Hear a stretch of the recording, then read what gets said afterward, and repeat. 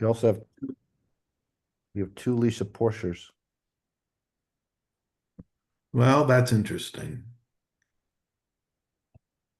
Well, one of them is David Pollock. I just David changed his Pollock. name. Okay. Okay, so we're going to start. Welcome to the Advisory Committee meeting of Monday, November 19, 2025. At least for the beginning of the meeting, I, Harry Friedman, will be chairing, and we're hoping that Dennis Dowdy arrives around 7:30 or so. He is on an aeroplane.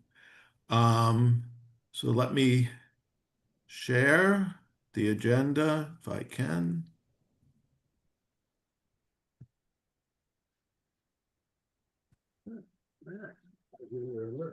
Harry, Yeah, I think you said November 19th, but I know you meant May 19th.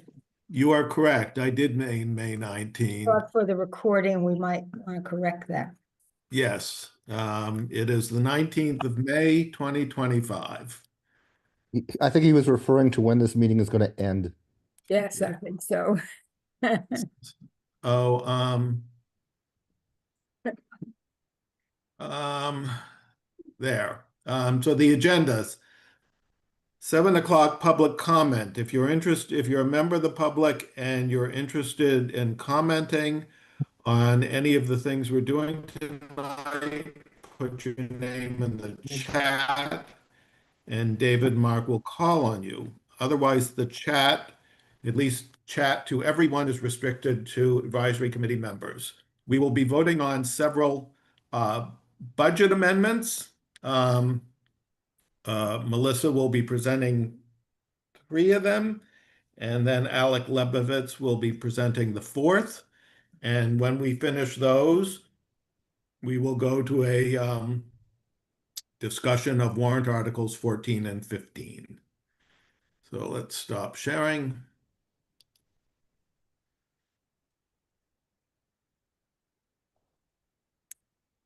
Let's open up participants. Let's open up the chat.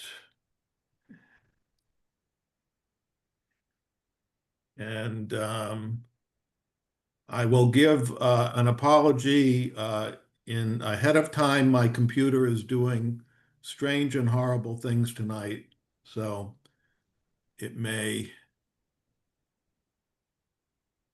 not work well for me. David Mark, anybody in the chat? No, none. And your picture is freezing a little bit. You might want to turn off the video. I think that's a good idea. Okay. You do have some more people coming into the meeting. I'm not seeing anybody. Okay, and Richard Benka put in a message in the chat, assuming he's going to hold off on comments until you get to 14. Do you want to take him first? No, I will. He will be commenting when we get to 14. Okay. He's a petitioner. So seeing nobody else, Melissa, could you start us off on the 3, what I'm assuming are relatively small budget changes that we can do all at once? Yes. So in your packet, you should have a series of memos from me kind of describing where we have left off since you last voted on the budget. One of the things that was still outstanding at the time that we took our vote was for me to reconcile the group health savings that the schools were capturing from all their staffing changes. I've since gone through and validated everything that Susan has sent me and had the select board vote those changes at their meeting last Tuesday. After that, there was still an issue of the school food services revolving fund and how that was going to work next year.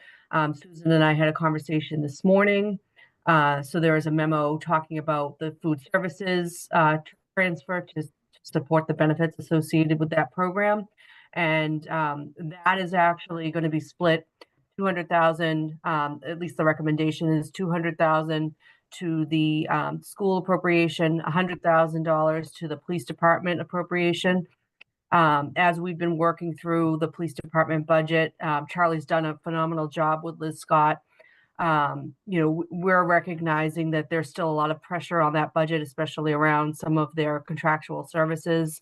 So we felt that that was an appropriate place to put the additional capacity coming from this adjustment. So those are the two adjustments that affect the budget table, and you should have in your packet the budget tables that, if you take this vote, will kind of clean up into a clean motion for town meeting to consider.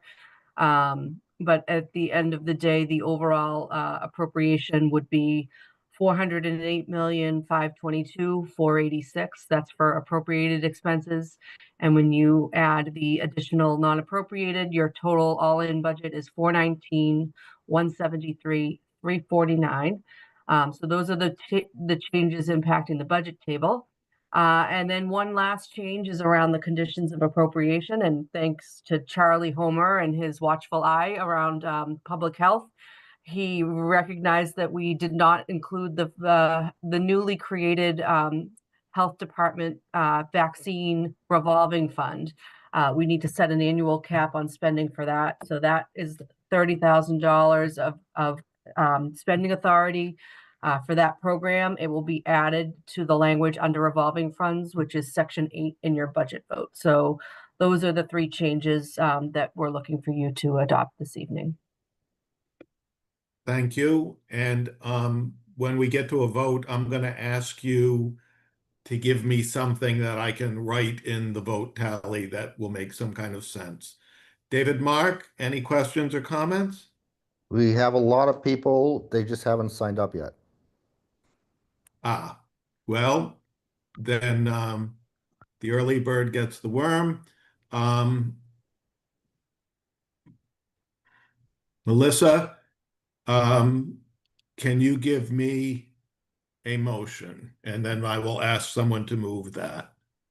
So I think it probably would make sense just to reference the memos that I've written to both the board and the advisory committee. So favorable action on the amendments to the advisory committee's budget vote as described in the deputy town administrator's memos of May 13th and May 19th. So favorable action on amendments in deputy town administrator's memoranda of May 13? 13 and 19. So there are 3 memos, one written on the 13th, 2 memos written today. 19, 2025. Will somebody please move that? So moved. Will somebody second that? Seconded. Great. Let me share the screen.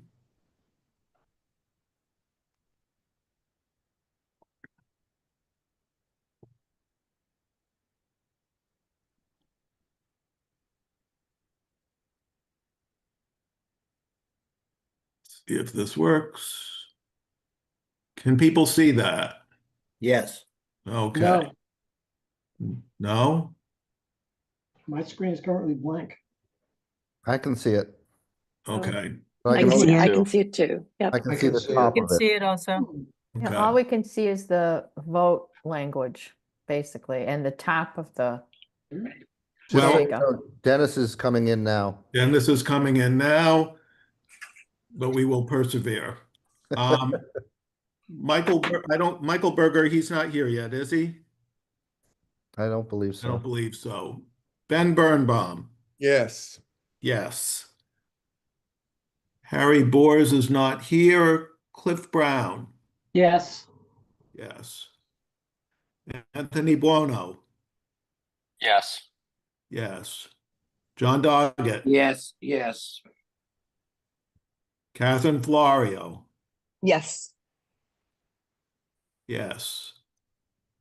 I'm present. David Mark Goldstein, Yes, Neil Gordon, Neil? Said Yes. yes. He said yes. Okay. Susan Granoff? Yes. Yes. Perry Grossman?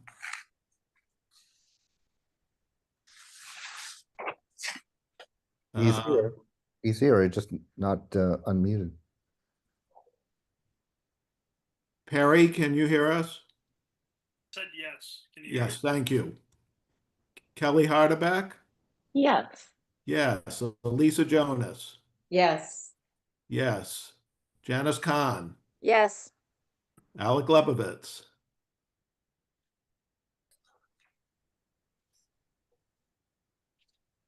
He's, Alec?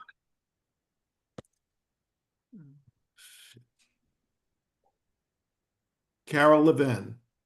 Yes. Pam Alec is- appeared to say yes. Okay. He's nodding. Yep. Great. Pam Lodish, not here, I believe. Jocelyn Murphy? Yes. Danelle O'Neill? Yes. Linda Olson Pelkey? Yes. Marcus Penzel? Yes. Fran Perler? Yes. What's going on here? I'm here, David Pollock, yes, but somebody needs to rename me. Okay, we will take care of that. Lee Selwyn Yes. and Chris Westfall Yes. and Dennis Dowdy. Abstain. Abstain. And So, Mark, can you change David's name? I don't have the ability as a co-host to do that. Only the host can do that. Okay. actually, I think the co-host can, but I let me tried get, earlier and let I me didn't. get, let me get to it in a minute. By a vote of 22 to 0, we have approved these budget amendments. Let me stop sharing for the moment. And so there, as of this afternoon, there were two more budget amendments. One by Bob Miller regarding the school committee, and that has been withdrawn. Bob is not moving that. So we have one from Alec Lebovitz. This is an issue with which everyone on advisory is familiar. This is regarding the sanitation budget. So Alec, take it away. Yeah, thanks, Harry. Can everybody hear me? I was having some microphone issues. Okay, great. It might be beneficial if I could share my screen, Harry, if you could enable that. Sure. Let me make you a co-host.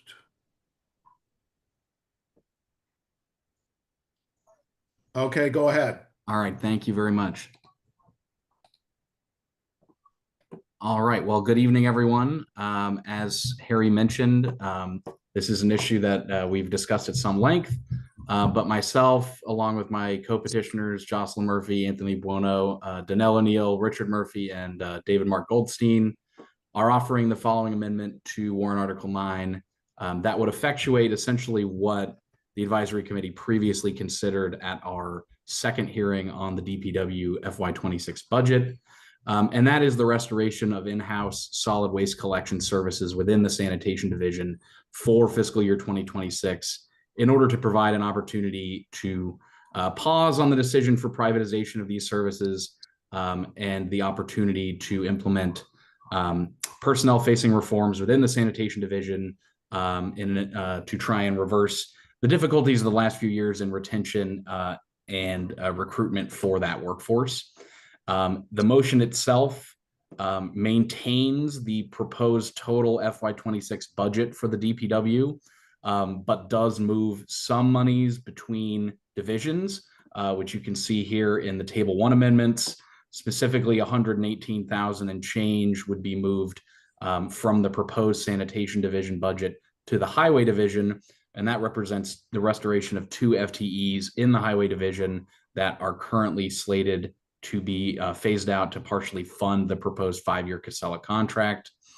Additionally, we propose to move monies within object classes for the sanitation's budget, or sanitation division budget, predominantly moving money from the purchase of services line item to the personnel services line item, reflecting the restoration of 7 FTEs within the sanitation division for FY26. There is also an increase to the capital outlay line item for sanitation, reflecting the restoration of what would have been regular maintenance investments in the town's trash collection vehicle fleet. I would point folks to the beginning of the petitioner's explanation. You can see here we have a bulleted list that provides the actual shifting of each monies between object classes. And again, just reiterates that this would maintain the total funding level for FY26 for DPW. It would maintain the balance of the overall town budget. And again, would provide the opportunity for meaningful reforms to be trialed in FY26 to prove the long-term viability of maintaining solid waste collection within the DPW, which we feel in the long run would provide significant savings on operating costs and also allow us to provide quality service on a lower cost basis in general. So I think I'll leave it there in terms of the overview. Happy to field any questions and look forward to the discussion. Thank you.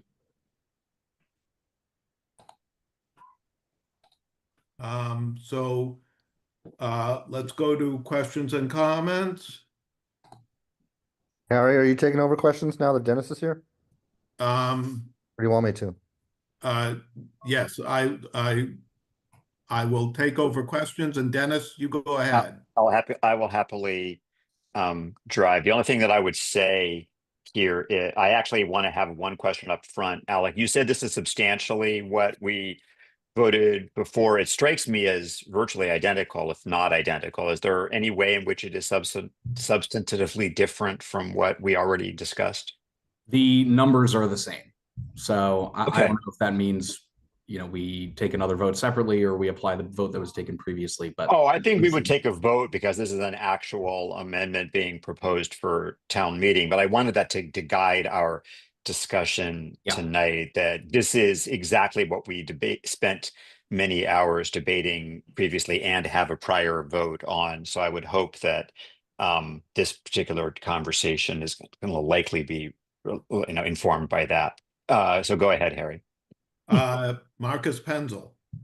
So the money that's allocated for the hiring of 7 new FTEs, why do you who are moving the amendment think that the town will have any more success hiring into those positions than they have had, or lack of success that they've had in the past?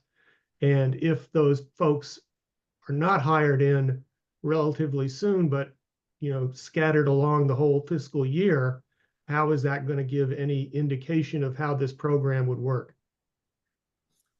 Yeah, it's a great question, Marcus. And, I think our overriding concern in approaching this decision is that once it is made, it will be prohibitively expensive and logistically difficult to unmake it. In terms of the recruitment, and I see some of my co-petitioners, it looks like, want to respond to this as well, so I'll try and be brief. My understanding is that there have been recent applications from prospective workers for sanitation, including the expression of interest. I don't think the actual completion of an application, but we've spoken to a number of former sanitation workers who had expressed interest in potentially returning to sanitation with the return of early quits. Some of these workers still hold other positions in the town in different divisions. So, we've seen some promise that if there were a concerted effort made that I think garnered the support and buy-in of the existing workforce, both in sanitation and in other surrounding divisions, of the return of early quits, then there would be a real prospect to reverse some of the retention and maintenance issues with the workforce. So I'll leave it there at the high level, and I'll turn it over to, I see Jocelyn Murphy and Anthony Bono want to add something.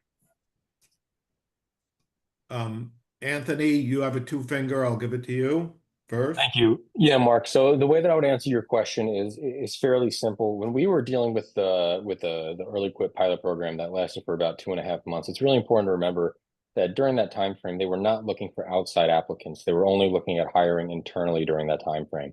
So we have not had a base case of understanding what is the retention that could be possible from bringing back early quits since 2019, I believe, when early quits were originally eliminated. The pilot program, again, lasted 2.5 months and was not open to the public, only internally. And it takes 5 weeks to onboard somebody into the sanitation department. So that's how I would answer your question. Marcus, are you all set?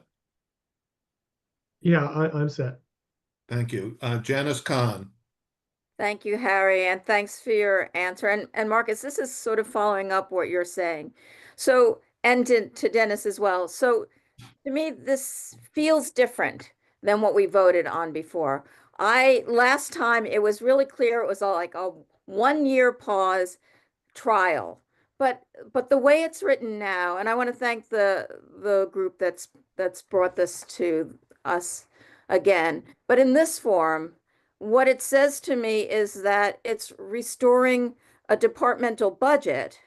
It doesn't say that it's not going to be in fiscal year 27 or in future years. What it's doing is saying that we're funding a budget that we have funded in the past, and so it sort of normalizes the process. I think really at this point, we have to either decide that we're going to commit to having this in-house, or we're going to privatize. And to me, this is saying, okay, if we support this amendment, what we're saying is this is staying in Brookline and we're going to keep it as an in-house one, that it's not a 1-year trial. Honestly, I don't think I could support a 1-year trial, because to me, that sets it up for failure. You know, you need to be committed to making it work. And I think a 1-year trial doesn't, to me, set that bar of commitment. You know, what that says to me is just, well, we get through 12 months and then we go to privatizing. And that's not, I think, what the goal of this group that's brought the amendment forward is really seeking.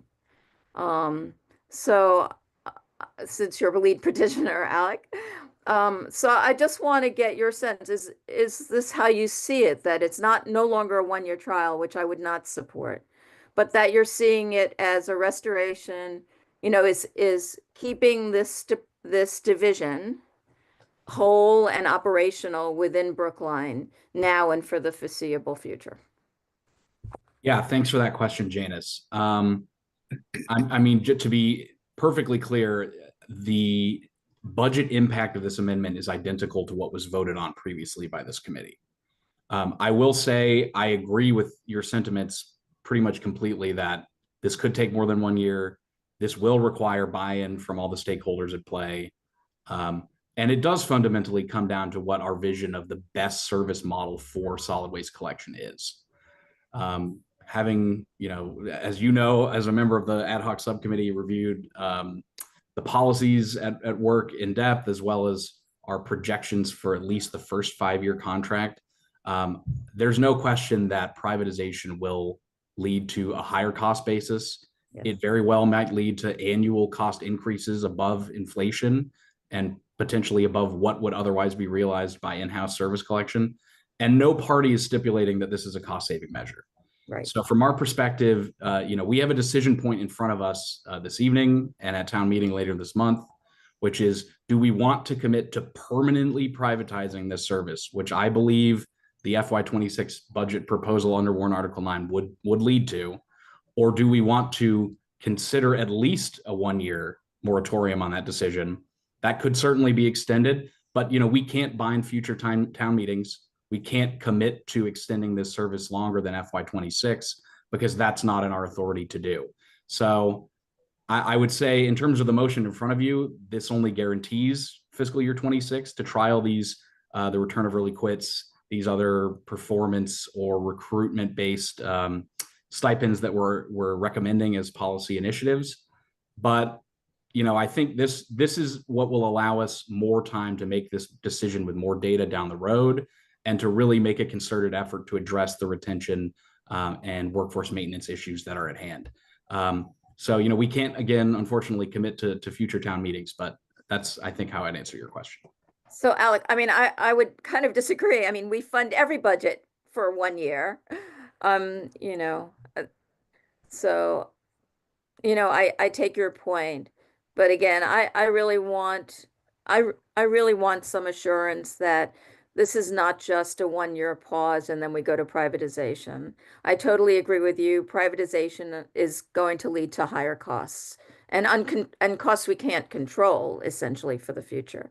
So, so I'd also like to understand what the administration's, you know, it needs leadership support, I think, to make this work. And I would find it hard to support a 1 year without that kind of assurance. So, thank you. Thank you. Danelle, you had a two finger? Yeah, thank you. This goes to Janice's point. It's what Marcus mentioned. So the employees, the people who are actually throwing the trash, and Janice, you've been to quite a few of these meetings, have stated that they want to do the trash. They want to throw the trash. And the administration, the people who are not doing the work are saying, no, we want to privatize. So what we've been hearing from the employees, point blank, is that they want to still throw the trash. And that's what it comes, that's where what I'm getting from this. We're not changing the money in the budget. It's being funded, like you said, we do it every year for every department. But the employees aren't actually being heard. And so because this deal has already been made for the select board and whoever, we already know what the administration stated. So they want to move forward or try to make this privatized already. You know, I don't know the last time a select board member has done a Bobby Allen, reached out to sanitation workers at the DPW or visited to see how they're feeling about this. But what we've heard on record is the employees stating that they want to still throw the trash. And I'm hoping it's not going to be just a one year thing. So if we get the employees to fill the positions, that proves that we should not lose this infrastructure that we have, this nugget that we have in sanitation department. Because when we lose it, we lose it. It's gone. So that's why I'm really supporting this amendment and going forward. Who actually throw the trash have stated they want this, and they haven't been heard. Thank you. Thank you. Jocelyn Murphy? Thanks very much, Harry. So with my usual disclosure, that I at one time had a family member who's a member of the, who is an employee of the Highway and Sanitation Division. In response to Janice's question, you know, I think the 1 year, that 1 year proposal was intended early on to be sort of a compromise to those who kept hearing the repeated, this is our only choice. Because of course there has to be relief at the end of the road. The trash does have to be picked up and there needs to be relief. So it was somewhat of a compromise, but I don't think certainly speaking for myself, I believe that sanitation should stay in-house because I know that it can. I've spoken to several of the fellows who work in sanitation and highway, and they really like the job. What they like about the job is that they can go to work, they can finish they essentially have autonomy because they work up at the transfer station. So they come and go from there, they do their work. And frankly, they're not paid very much. So they have second jobs. And so, you know, I've watched all of the meetings pertaining to this starting in January. I watched the October meeting as well, but the January meeting when this was first essentially raised as a contract. And the select board was told that there's no choice. The Solid Waste Advisory Committee was told there's no choice. This committee was told there was no choice because the workers left, and we know why they left. They left because at the height of COVID, was actually 2021. At the height of COVID, their most precious benefit was taken away from them. And they needed that benefit because they have second jobs, because that's the only way they can make ends meet. But they liked their job. And so when that was taken away unilaterally, by the way, with nothing in exchange, there was no collective bargaining, there was no return for that benefit, which had been in place for decades. Naturally, several of them left because they couldn't make ends meet otherwise. So they immediately left. The fellows that have hung on for a number of reasons, and I think largely because they like their job. And so there is a choice, and the choice is to acknowledge and respect and pay competitive stipends, whatever they may be, whether it's a restoration of early quits and a stipend, which is what every other community does, including Cambridge, our neighbors in Cambridge. The sanitation workers have early quits and they have a stipend because of the nature of their work. And it's very common in collective bargaining that members within a single bargaining unit who do specialty work have different benefits, and it's because of the nature of their work. That's not too difficult to understand, and it happens everywhere in every collective bargaining unit that I'm familiar with. I also wanted to add that Boston is currently on a 1-year extension of their contract with Capital Waste. They had a 3-year contract with 2 1-year extensions, which frankly is a far better model than a 5-year contract. And last year, or a year and a half ago, the city decided they weren't happy with their model. And so they set out to do a review, as we had suggested early on, to review what would work best for the city of Boston with a plan to change their model. And they ran out of time. So they're currently operating under a 1-year extension. I think it would be a huge mistake to accept this contract. And I don't want to criticize the Commissioner of Public Works. You know, she has a large department to run. But if you look closely at the facts of this matter, frankly, it's a management issue, right? The early quits was taken away, and it caused a cascade of feelings and emotions among the fellows who work in sanitation, causing some of them to leave. And the department hasn't been able to recover. So they've been all of the things that were described to you, such as filling sanitation positions with highway workers, has had to take place so the trash can be picked up. And no one's happy about it. I feel certain that the town can return to the model that was in place before. And by the way, I would point out, in South Brookline, I have not had any trouble with my trash pickup. I know that it has been represented that the service is failing. It may be failing, but it's limping along, and there's no reason why it can't limp along for a little bit longer. You know, and there's no doubt in my mind the trash will be picked up, because this is Brookline, and Commissioner Shute is going to ensure that that happens. So I truly believe it would be a really massive mistake to switch over to privatization. We know it's going to cost somewhere in the range of, I believe it's $200,000 more in year 1, and that escalates to over $1 million in year 5. And then there's no going back. And so I ask you to think long and hard about whether this is really a good idea. I'll leave it with that. Thank you. Thank you. Linda Olson-Pelkey. Thanks, Harry. I may be being dense here, but if we're simply changing the budget numbers, what is the assurance that the DPW will not simply plow ahead with the contract and move money around and not respond to the goal of these budget amendments? I mean, I know before we were talking about that town meeting has the authority to fund or not fund the contract, but I don't see that happening within this amendment. So what am I missing? What is going to kind of be the glue that sticks this all together and gets the DPW to respond to these changes in the way that the petitioners want? I'm happy to speak to that, if that's okay, Harry and Dennis. Go ahead. Thanks. And it's a great question, Linda.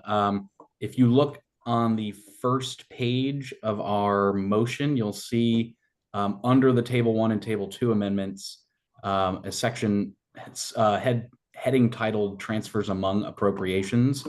And part of the motion that we've offered here would add a new section B to warrant article, that part of warrant article 9, that clarifies that any transfers within the DPW sanitation division to other object classifications or purposes will only be permitted with the prior approval of the select board and the advisory committee. So should this amendment pass town meeting, we would be comfortable that the oversight from the select board and advisory committee together would be sufficient to ensure that the will of town meeting was followed. I think Are you set, Linda? No. I'm not familiar with the terminology of object classes, but I guess that means something to Melissa, so that's okay. I believe in this case, we would kind of interchangeably use that within with the term line items within a division. Correct me if I'm wrong. So essentially, Linda, what they are proposing is to make it so that if the DPW wanted to move money back into services to fund the contract, they would only be able to do that if the AC was on board with that as well. And the select board. Correct. Right. Well, yes. Okay, thank you. Anybody else? Going once, going twice, going thrice? Dennis, we're ready for a motion.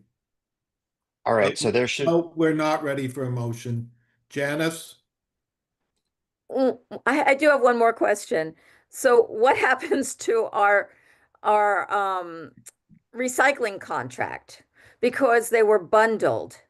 So the contract that the select board signed actually has both recycling and trash. So if we do not approve what is before, what was presented, what actually do we still have, and do we even have a contract left for recycling? Yeah, that's a great question, Janice. So the reduction in the purchase of services object class for the sanitation division only removes the additional funding that would be required to fund the solid waste collection portion of the proposed Casella contract.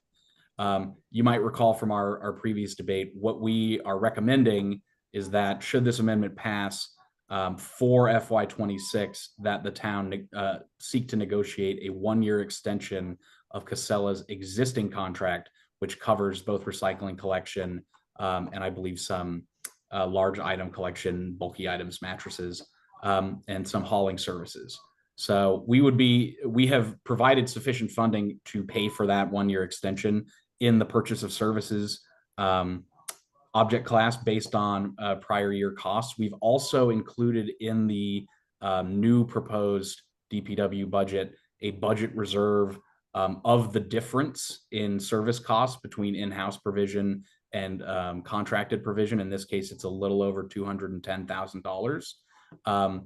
That could be used to pay a short-term negotiating fee or penalty that might be associated with an abbreviated negotiating period to receive or to guarantee that 1-year extension.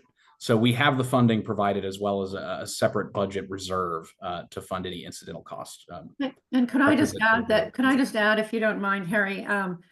Casella is highly incentivized to extend that contract because they use our transfer station to dump up to 100 tons per day of their non-Brookline trash.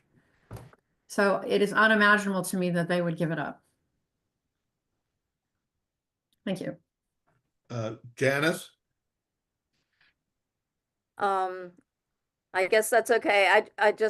I'm concerned that we don't actually, come June 1st, we won't have any contracts with Casella because there is no. Again, they're highly incentivized, Janice, because of the use of the transfer station to continue it.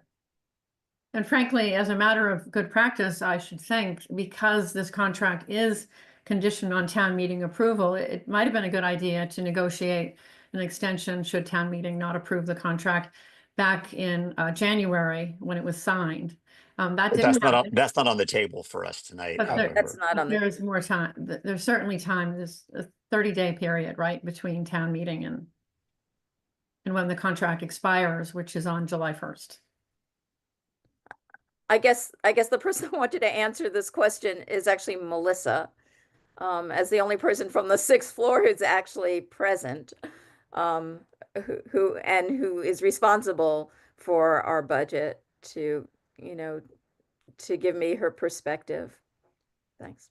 On the ability to renegotiate without any competitive environment, a 1-year agreement with No, a it's an contractor. extension. The question is an extension of the recycling contract. A Which they recycling currently contract have. with a vendor that we just reneged a contract with, and you think that they're gonna be open It's to not providing? reneging because of Okay, guys, conditions. please. Well, yeah, it's not reneging. Okay. I think that we are concerned, and we had a 10% estimate in the budget when we originally proposed the amendment. The petitioners have reduced that to 5. I think that there's still concern about the ability to provide the service under this amendment. Again, they're highly incentivized. Thank you. Anthony Buono? I have nothing else to say. My fellow petitioners have said what I would have said. Thank you. Any more comments or questions? Let me repeat that. Any more comments or questions? Dennis, we're ready for a motion. All right, so I will take a motion from someone for favorable action on this Lebovitz amendment to warrant Article 9, which would make the corresponding adjustments to the DPW budget, as well as add the condition that was discussed a few moments ago in response to the question from Linda. So moved.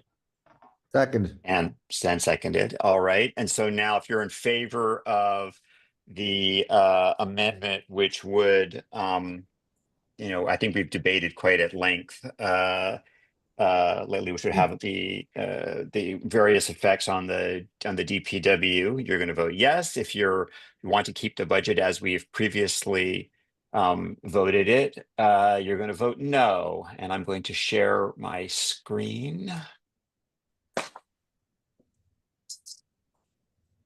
All right, now Michael Berger is Still not not here until 8. Ben Birnbaum. No.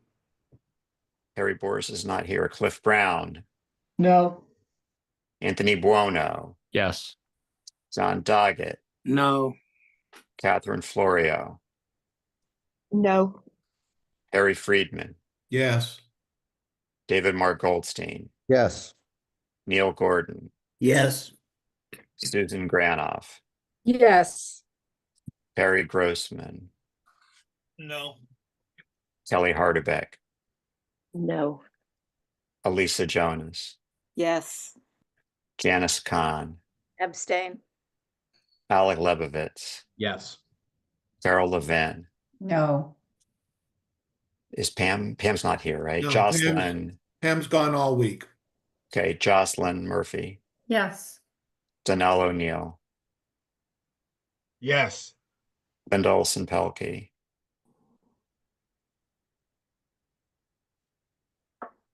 I don't hear Linda. Oh, no, I said no. Sorry. Mark Penzel. No. Fran Perler. Abstain. David Pollock. No. Lee Selwyn. Yes. Chris Westfall. Abstain. Dennis Dowdy. No.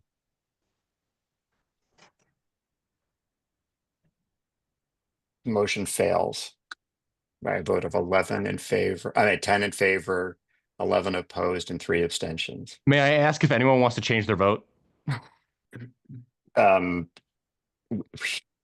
You can propose reconsideration.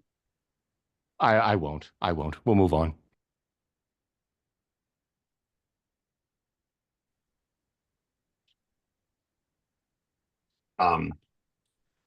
We're going to move on to warrant article 14 and 15. If you thought that conversation was fun, this next one will probably be equally fun. This is complicated. It is, as you saw from the report, there is a split on the subcommittee in terms of what the path forward could and should look like. The set of votes we're going to take tonight may end up being complicated because there are a variety of different proposals on the table to address this issue. I suspect that there will be many members of the subcommittee who wish to weigh in on either the process or the substance. I am hoping that we can keep our comments as focused as much as possible on the substance, because that's what's before us tonight. And unfortunately, none of the motions that are going to be on the table tonight, or with the possible exception of the original petitioner's motion, have been considered by the subcommittee in their current form.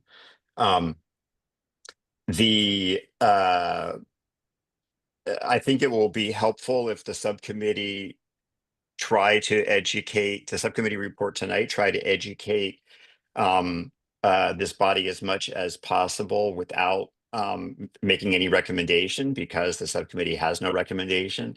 And then we can leave it up to the proponents of each of the proposals on the table to explain the benefits of what they're proposing and any concerns they might have about the alternatives. Because it is important for us to have a recommendation for town meeting, and because I assume, although I cannot assert this, I assume that because of the benefits associated with a referral motion over a recommendation of no action on any of the subject matter here, if we get through our complicated series of votes tonight on warrant article 14 without a recommendation, I will certainly entertain the opportunity to reopen and can take a referral motion at the end, just so you guys understand that. I know that Harry, you had some comments you would like to make as well before we get into the discussion, before we turn it over to the subcommittee. So the floor is yours. No, I think in the interest of time, I'm going to skip, and we can go straight to the subcommittee report. All right, go ahead. Okay. Well, I have the pleasure of giving the subcommittee report for a evenly split committee. So the Federal Fair Housing Act, the Americans with Disabilities Act, the ADA, and the Massachusetts Anti-Discrimination Law and the Massachusetts Zoning Act require towns to make reasonable accommodations in their land use and zoning regulations and practices for individuals with disabilities, unless doing so, and this is important, would impose an undue financial or administrative burden on the town or fundamentally alter the nature of the town's zoning scheme. These laws also require an interactive process in which individuals with disabilities engage in a collaborative dialogue with the town to identify and evaluate effective and reasonable accommodations. Brookline currently has no written policy or bylaw spelling out how this reasonable accommodation process will be conducted. It currently responds to any requests for reasonable accommodations with an ad hoc process. And I will clarify that to say that if somebody requests a ramp, you're entitled to a ramp as a matter of right, regardless. So there's not, there's no worry about the process there. The lack of such a codified process ultimately derailed petitioner's defense of the reasonable accommodation she had gotten from the town and that the ZBA had approved unanimously in land court when a neighbor challenged the town's decision. The purpose of warrant articles 14 and 15 is to codify a reasonable accommodation process in the town's bylaws to prevent that from happening again. The principal issues that divided the subcommittee are the following. Who should decide the application for reasonable accommodation? The building commissioner on the one hand, or the zoning board of appeals on the other, and how much time should be provided? Second, Who should hear and decide issues relating to medical and disability-related information, including whether an accommodation is needed, and how can the applicant's privacy best be protected? And corollary to that, to what extent should the general public, and in particular abutters, participate in the process, either through some kind of information gathering or public hearings? Petitioner argued strongly against allowing any participation by the public.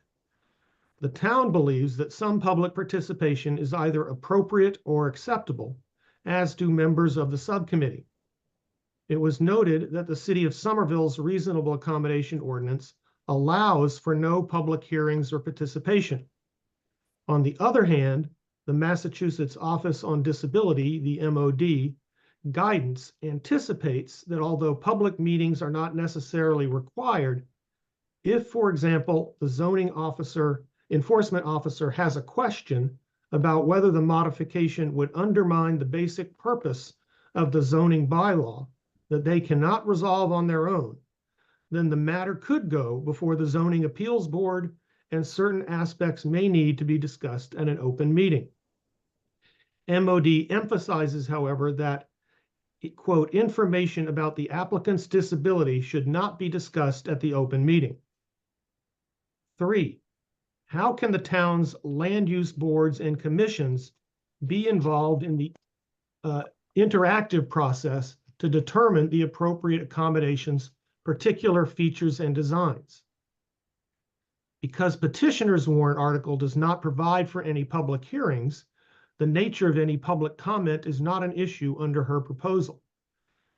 Because, and I'm going to refer to them as the PPS and Benka versions, the PPS version is the Penzel Pollock staff version. I did not name that, I'm just repeating it. And then the Dick Benka versions provide for public hearings. The nature of public comment becomes an issue because of privacy concerns regarding the medical details of an applicant's disability. The PPS version, recognizing the MOD's guidance and the ADA coordinator's advice, the town ADA coordinator's advice, that medical details should not be a matter for public consideration or debate, limits any public comment to 3 categories of information. First, whether the requested accommodation would impose an undue financial or administrative burden on the town. Second, whether the requested accommodation would require a fundamental alteration in the nature of the town's land use and zoning or building program. And third, impacts on abutting property and the neighborhood. The Benka version adds the issue of whether the accommodation is necessary to the issues that boards or commissions can consider. Fourth, must the accommodation be removed when the need for it no longer exists? Well, thankfully, that's no longer an issue because both of the versions now currently essentially align. So just put that in there for completeness and to sort of give ourselves something to clap about. Now, there are currently 3 versions of a bylaw for warrant Article 14 before you. First, obviously, is petitioner's version. Its process is completely administrative. There's no public input. The building commissioner decides with input from certain boards and commissions, not including the planning board, and whether an accommodation should be granted. Petitioner now, however, agrees that the planning board can be included. Then there is the PPS version. This version is the one labeled Penzel Pollock Staff Draft in your materials. Because it was felt that getting to the 2/3 vote required would not be possible without allowing for some public input, I, working with David Pollock, began working with John Buckheit, Associate Town Council, in early April on a version that we felt would have a better chance of passage. This went through several iterations as we attempted to address concerns of subcommittee members, the public, staff, and other boards, all while attempting to create a process that remained prompt and efficient and respected the disabled individual's privacy as required by the ADA. For example, highlights of this version include the building commissioner makes the decision and the ADA coordinator decides whether disability exists and if the accommodation is needed. And building commissioner makes that decision with input from boards and commissions. The time to increase the decision was increased from the petitioner's 30 days to 45, and finally to 60 days, plus extensions under certain circumstances. For example, if boards or the building commissioner needs additional information. The planning board was involved. First iteration at the discretion of the building commissioner, and now it's involved on a required basis. Public input is allowed at any public meeting or hearing, but not on any topic questioning the applicant's disability or the need for the particular accommodation. Boards or commissions may not consider disability or the need for the accommodation. And finally, after the building commissioner's decision, an appeal to the ZBA Zoning Board of Appeals is allowed, but aggrieved non-applicants could only appeal on issues not related to the applicant's disability or the need for the particular accommodation. And the ZBA is called upon to act, quote, as expeditiously as possible, unquote. Now, this version was never formally voted on by the subcommittee, but it is very similar to the version that attracted 3 votes at our 3rd meeting on May 9th. The other version is the Benka version, the Dick Benka version. Dick's specific version was also never voted on by our subcommittee. However, it places the ZBA in the primary decision-making role, which is consistent with a view that also attracted 3 votes at the subcommittee.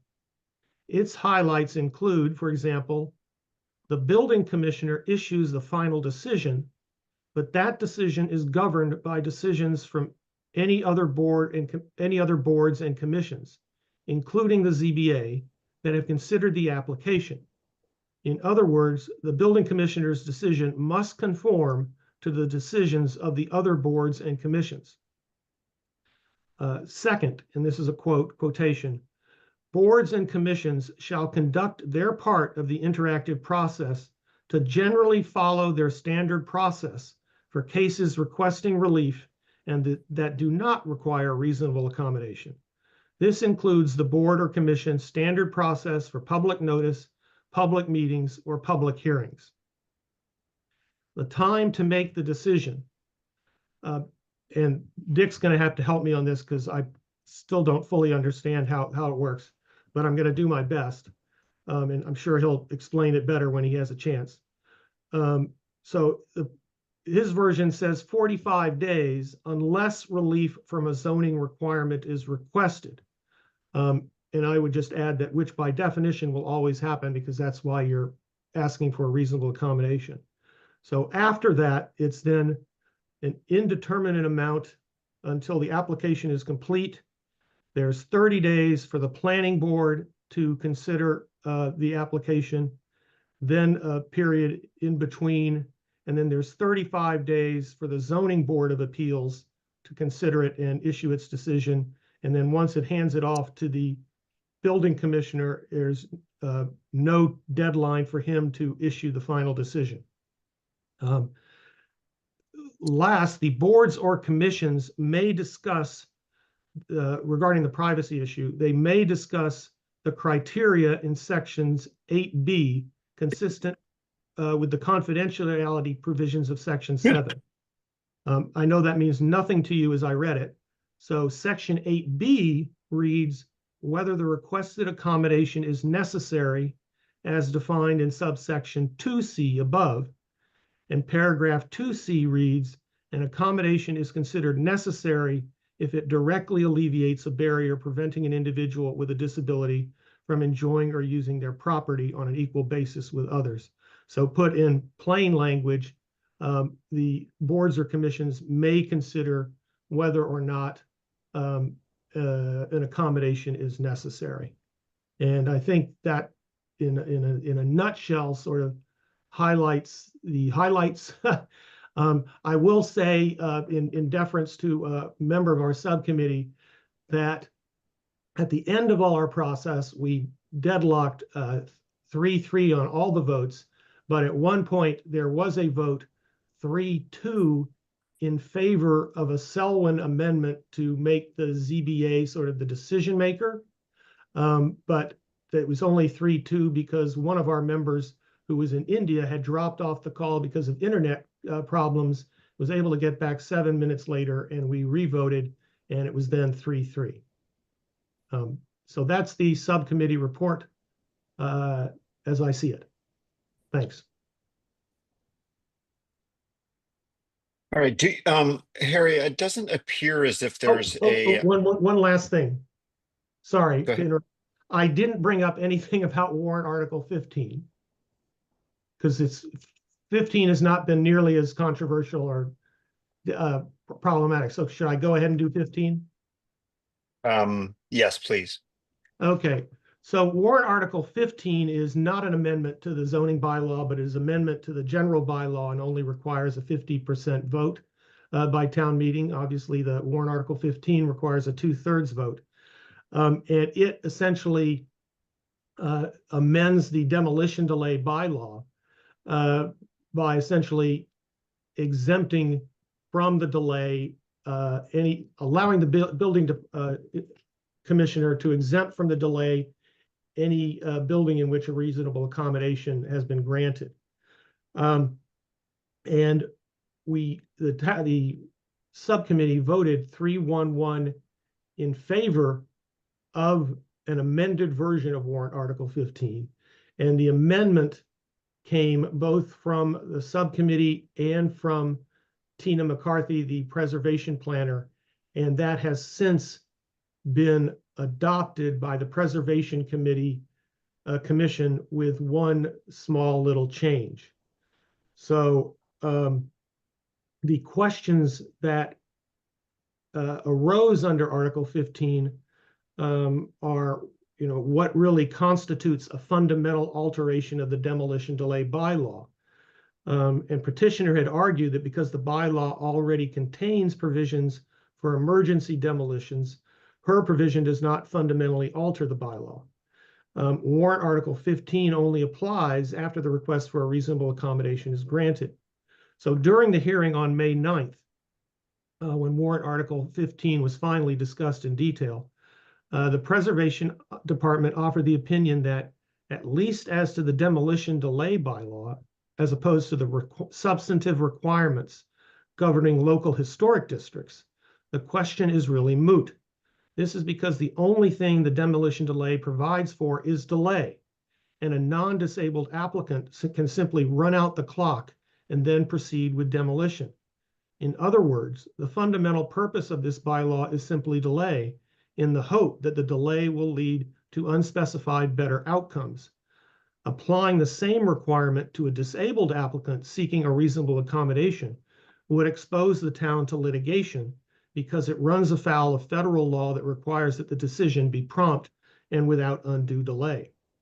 So why has the Preservation Department suggested amending the article? It was amended because the department feared a blanket exemption to the bylaw could possibly be considered a fundamental alteration of it.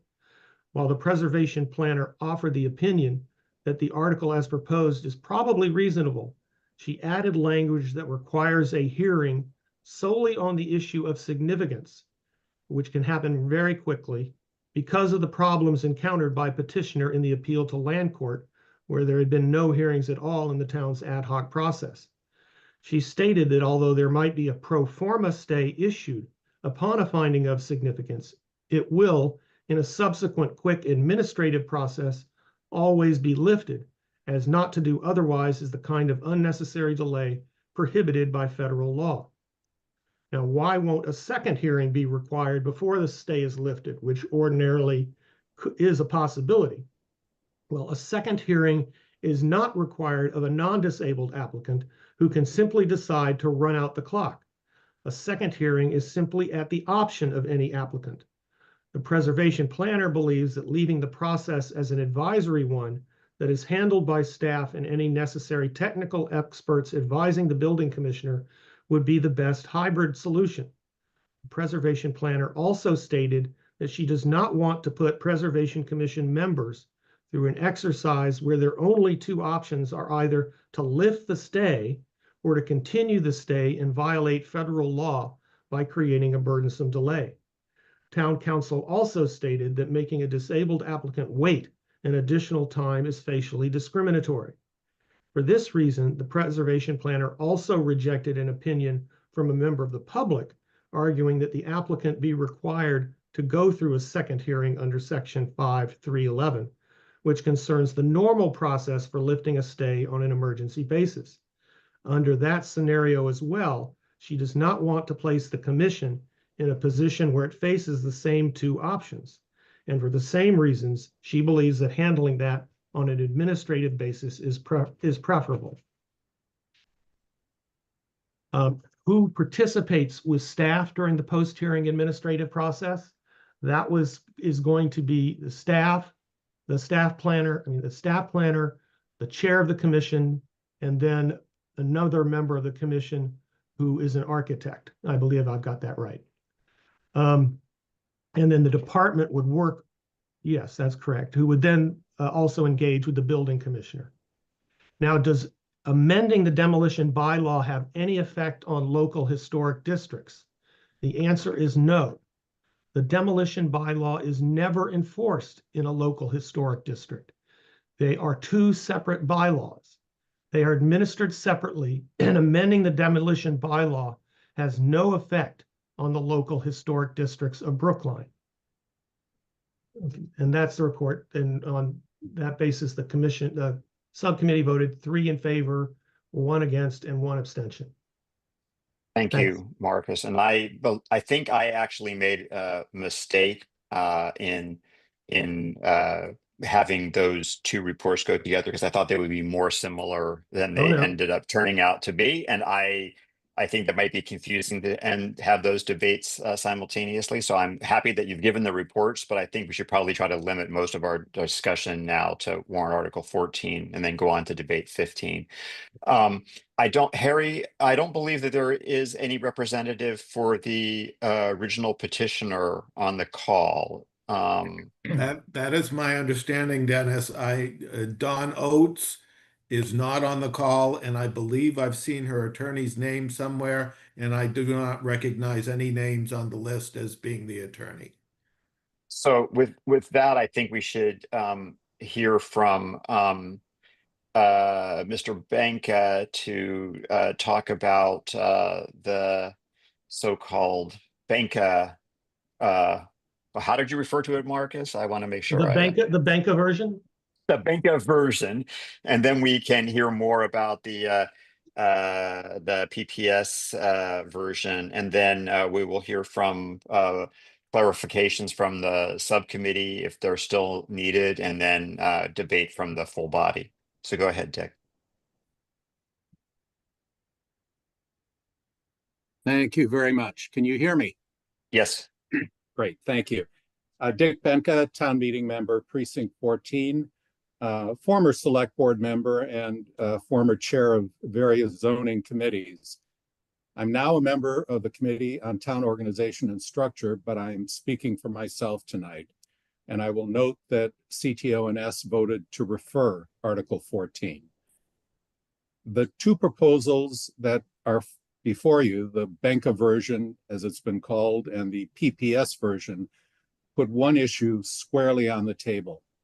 Should the building commissioner or should the ZBA be the one making the decisions to allow, and to use the language of state law, violations of zoning regulations? Should we eliminate public notice and process before the ZBA? Concurrent with that, should we also strip the Preservation Commission of its authority over local historic districts? Should we strip the Conservation Commission of its authority over wetlands? Because all of that happens in the PPS draft. Under the PPS draft, the building commissioner simply considers, quote unquote, the input of boards and commissions, and then he has the sole authority to decide the reasonable accommodation request, whether to grant it with modifications, or to deny it. Let me just start by briefly looking at the Preservation and Conservation Commissions. Under the PPS draft, they send their comments, recommendations, or decisions to the building commissioner. That draft treats their actions of the boards and commissions as, quote, recommendations. The building commissioner then confers with the applicant out of public view. The building commissioner issues his decision, or their decision, as the language states, simply considering the decisions of the boards and commissions as input. Nothing says that the decision of either commission has to be honored. So decisions of local historic districts and wetlands protection shift from the Preservation Commission and Conservation Commission to the Building Commissioner under the PPS draft. Let's go to zoning, on which my memo and most of the attention has been focused. Here, the ZBA is now entirely out of the picture until after the building commissioner has already made any decision that would allow violation of the zoning bylaw. The planning board, after a meeting, submits an advisory report to the building commissioner, not to the Board of Appeals, as is now the case. And after receiving the recommendation from the planning board, if there's a recommendation for a modification, there's a process, again, out of public view, involving the applicant, a town planner, the planning board chair and another member of the planning board, the ADA coordinator, and the building commissioner.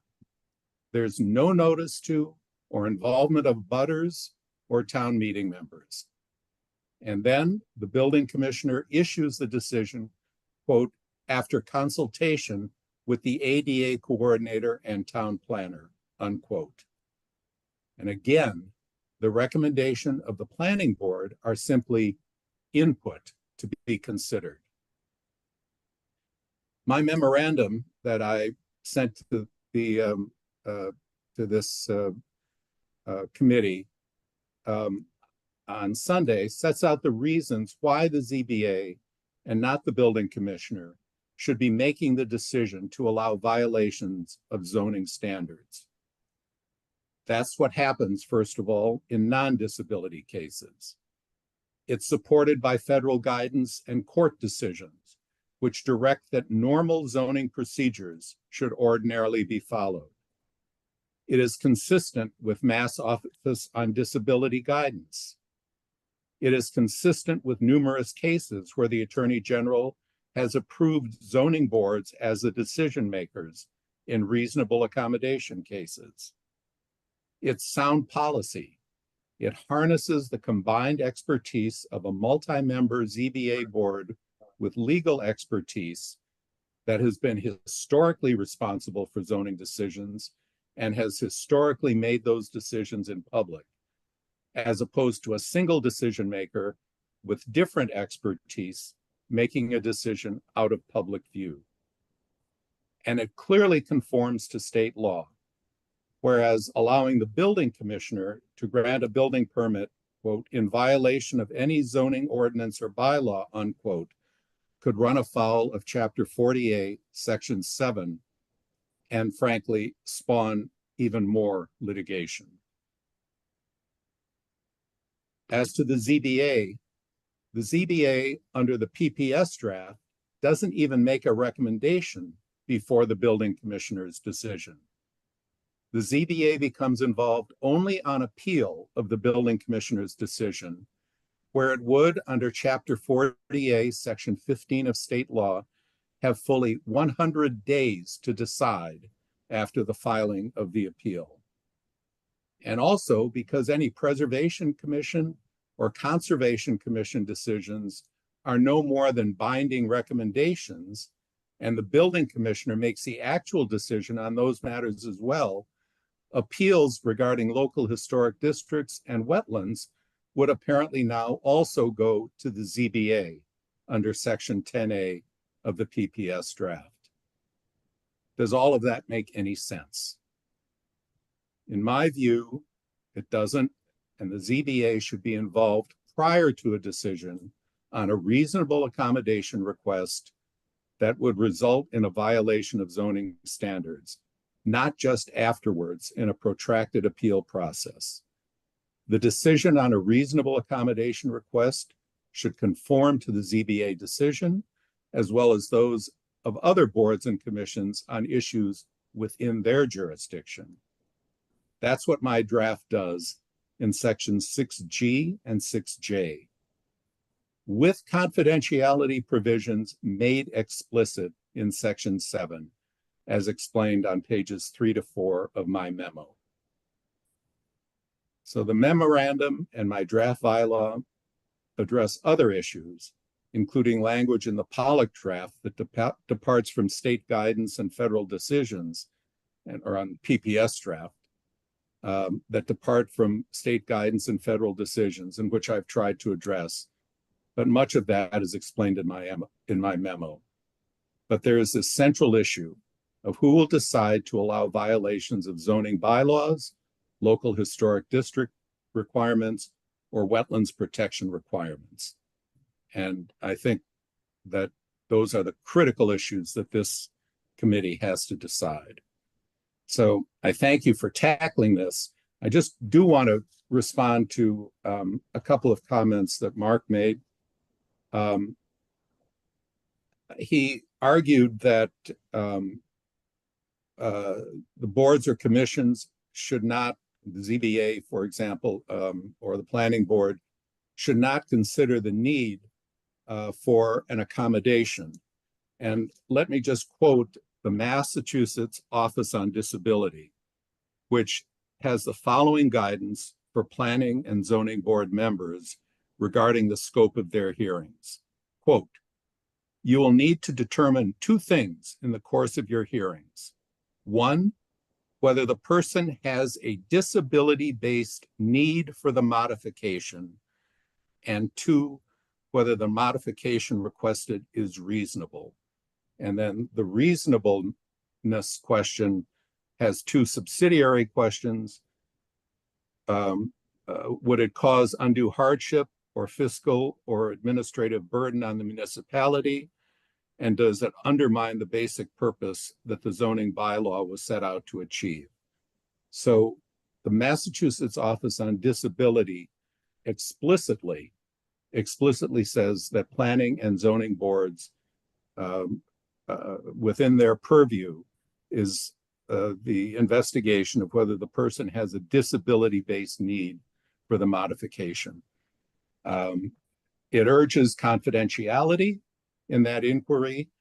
I've built explicit confidentiality language into my version in section 7, tracking almost verbatim the language of the Massachusetts Office on Disability. And I've explained that on pages 3 to 4 of my memorandum. So with that, thank you very much. Thank you. David? Yes? Can I, just a point of information. Dick, you, just for clarification, because Mark Penzel made the point of having said that he conferred with town council on his draft. You did that with yours as well. Is that correct?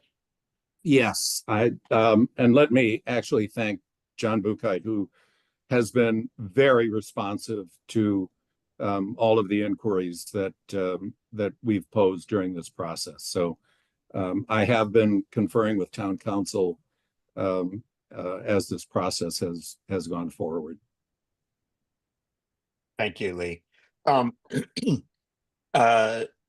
David, as one of the Ps on the PPS, would you like to offer some substance associated with your draft, and then we'll go to larger comments from the subcommittee and then questions? What I'd like to do is defer in that Mark, as a attorney with experience with reasonable accommodation, I asked him many weeks ago to take the lead on this, and he's worked intensively with staff over that whole period of time. And to Lee's question, I think the difference here is that, and I've worked with Mark and with staff, is that what Mark and I have been trying to do is get staff's recommendations as best as we could and incorporate them into our draft. And that's why staff is listed as part of the draft, is because they agreed that that they were participatory in crafting the parts and pieces of it. And so I've asked Mark to not only make the subcommittee report, but also to either present the arguments for the PPS draft. And I've also asked Attorney Buckheit and Senior Regulatory Planner, Director of Regulatory Planning, Polly Selko, to speak. Unfortunately, Sarah Kaplan, the ADA coordinator, is running a meeting for the town elsewhere tonight and isn't here, but she may or may not have provided a statement to Town Council Buckheit. So I don't know whether to hand it. I mean, I'd like to hand it back to Mark, and then Mark, if you know whether John's going to lead off or however you want to do that. I haven't been on the choreography of how to present the PPS version. All right. Yeah, I'll lead off just initially. You mentioned Sarah Kaplan. We talked to her today. She had a chance to read both the PPS version and the Dick Benka version, and she said that she believes the Benka version is less protective of disabled applicants' rights, and that she prefers the PPS version to the Benka version. Hearsay, I know, but there were other people in the meeting, and I think they would confirm that that's what she said. Also, I think I'd like to ask David to confirm that he had a conversation with a member of the ZBA who said that the ZBA wants to have nothing to do with determining whether somebody has a need for an accommodation. Was that correct, David? I spoke with Jesse Geller, who served for 20 years on the ZBA and also was a author along with Town Council Buckheit. It's my understanding of the ZBA ruling on the case that led to this. And, I really wanted to know about what he thought the ZBA could and couldn't do if they were the deciding party. And he said that as they had previously in that ruling, that he was comfortable and they were capable of making decisions on what in these various versions are called criteria C and D, which is the undue burden and the sort of upsetting of zoning. He said those were fine, and that criteria E, which is essentially the primary one that's going to be before the planning board as well as the zoning board. Is this the best solution? Should it be adjusted architecturally? He said that they rely on, as other people have said, they rely on the planning board's advice as the architects, but they were capable of issuing that ruling. But he said he really strongly felt that that for criteria A and B, whether there was a legitimate need for a reasonable accommodation and what that accommodation should be, what things are needed, he said, do not, in my opinion, put that responsibility on the zoning board, because they aren't trained for it or really the right people to decide that. Okay. I want to respond to the claim that it would strip the Preservation Commission of jurisdiction in local historic districts. I mean, that there's nothing in here that does that. The building commissioner can't issue. I mean, if the Preservation Commission, I live in a local historic district, and if I don't get the certificate of appropriateness, believe me, I tried, for some change to my house, I'm not going to get the building permit or the electrical permit or anything else. So the building commissioner can't do anything beyond that. That's really a separate process that is not implicated by this. And as I said earlier, Tina, with respect to Article 15, Tina McCarthy said that they're really governed by two separate bylaws. In response to the argument that the zoning board of appeals is really preferable. I'd like to, I mean, if you look at the first page or the first point of Dick Benka's memo, he says only the Board of Appeals and not the building commissioner can grant zoning relief. That's his primary claim for why it's got to be the zoning board of appeals. I mean, that's basically assuming the result before you even had the argument, because what's going on here is we're amending the zoning bylaw. So if we want to, if the town wants to amend the zoning bylaw so that the zoning bylaw gives someone else the authority in limited circumstances of reasonable accommodations to make a change and grant relief, we can do that. So what's lacking from Dick's argument is any argument as to why the zoning board of appeals is better than the building commissioner in making this decision. And it's our position, or at least my position, that the building commissioner is better because he can draw in more expertise. He can draw in people from all over, something the ZBA cannot necessarily do, that the ZBA does not want to have anything to do with the necessity for the accommodation, something that the building commissioner can handle with the ADA coordinator. So the staff believes that, at least in this respect, the PPS version is better, principally for two reasons. Because one, it reduces the number of public hearings or meetings. In our version, there really is only one, unless the Preservation Commission is implicated or maybe some other body is implicated, but there's certainly not this ZBA involvement early, and it better protects the privacy of the applicant. You know, I understand Dick's point in quotation in reference to the MOD's guidance about getting, you know, commissions in getting involved in that. That does not necessarily make it good or the best. I mean, we want to do something that, or at least I want to do something that most thoroughly protects the privacy of the applicant, and that I have learned from dealing with the petitioner in her experience, excuse me, would be better. And it is better to have those issues handled administratively out of the sight of the public. And the PPS version does allow for the public to weigh in on all sorts of other issues, just not those issues.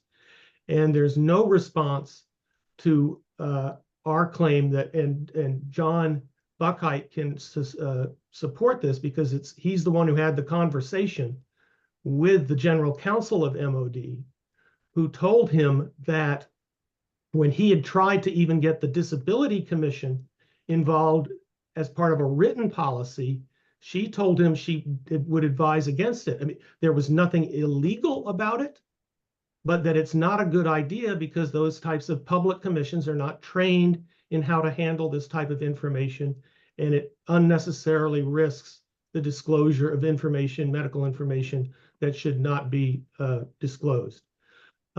Another point that Dick makes is that regarding the federal decisions, saying that a federal decision allows the zoning board of appeals to be involved does not mean we have to do it, or that it may be legal, but it's not necessarily the best way to go about doing it.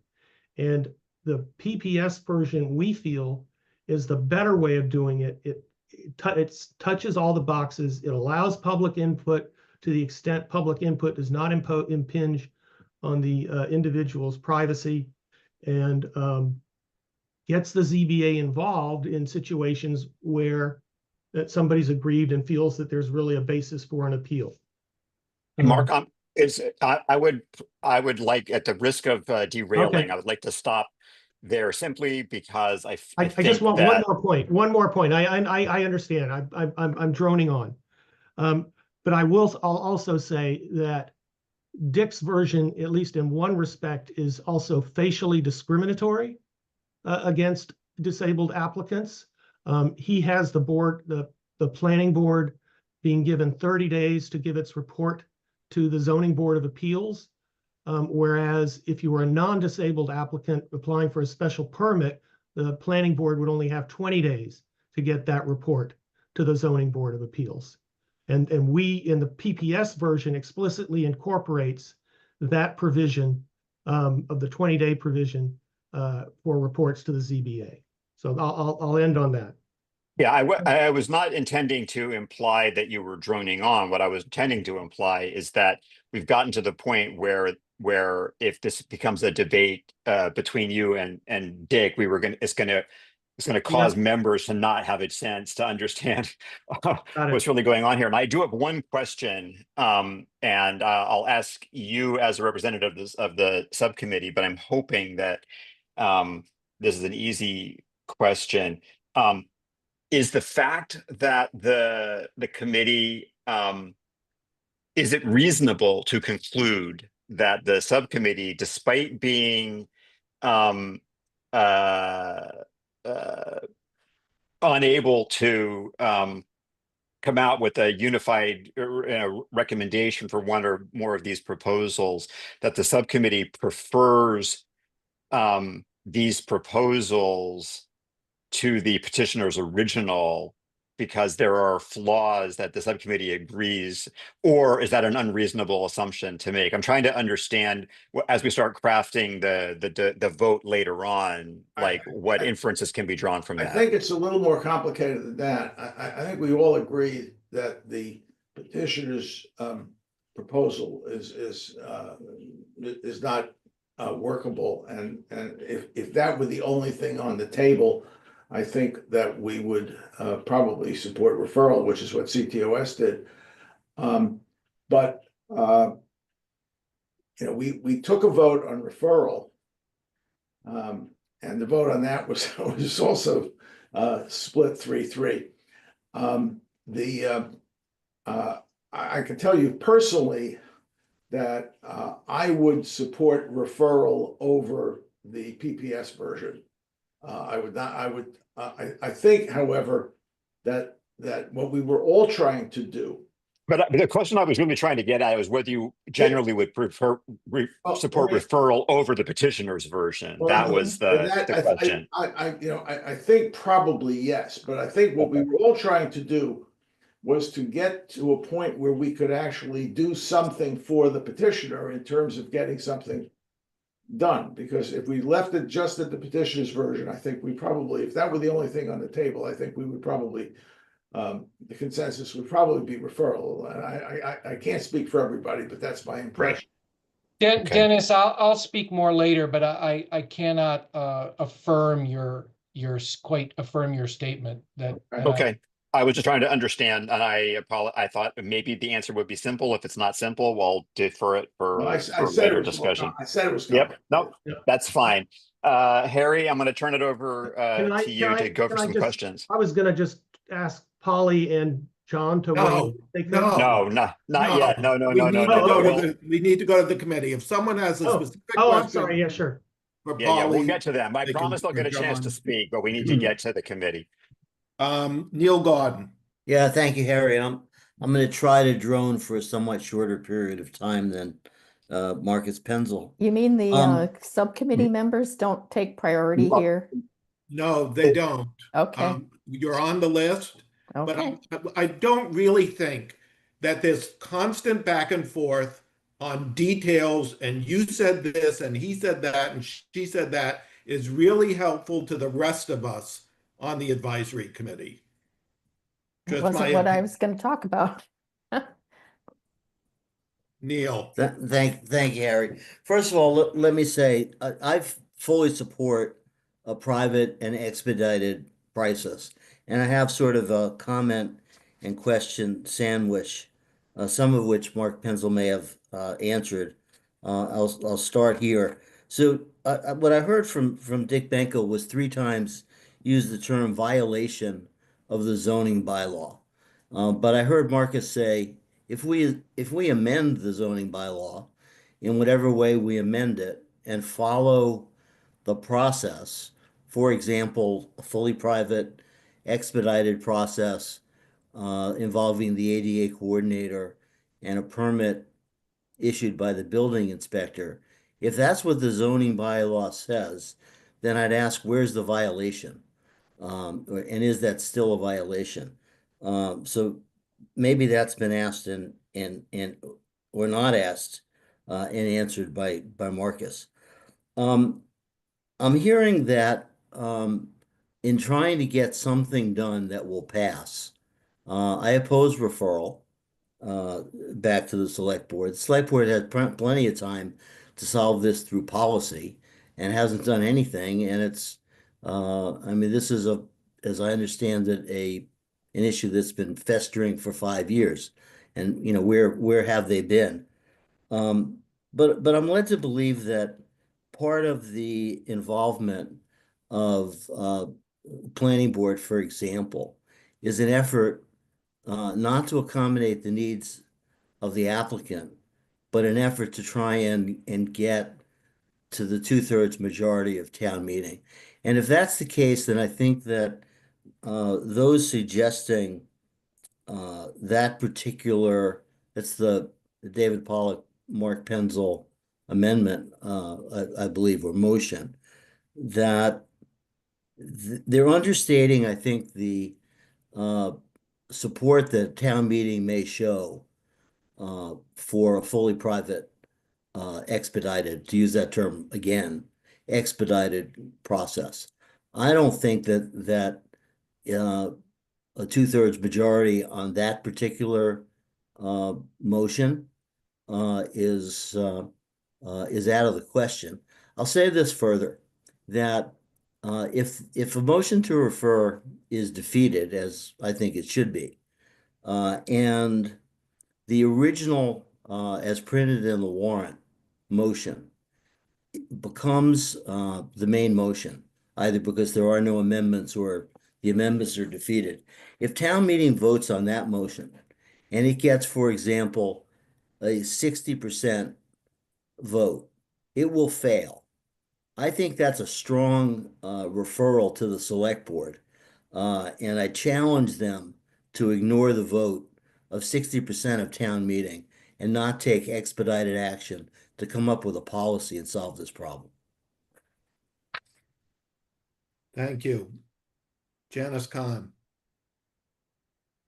Thank you, Harry. So my question to Dick was just to understand why the referral to the select board. I mean, why was that CTO&S's recommendation? Was my question to him. And I have a second question, which is I'd like a little bit more clarification about the planning board's role in the PPS version that the petitioner apparently said that would be okay. I think there should be some kind of public process. I'm not sure it needs to be before the ZBA. I think the planning board can have a good role, but I would like to understand what that role would be, and maybe Polly Selko could clarify.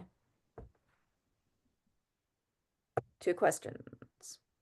Do you want me to answer that now, or? Yes, please.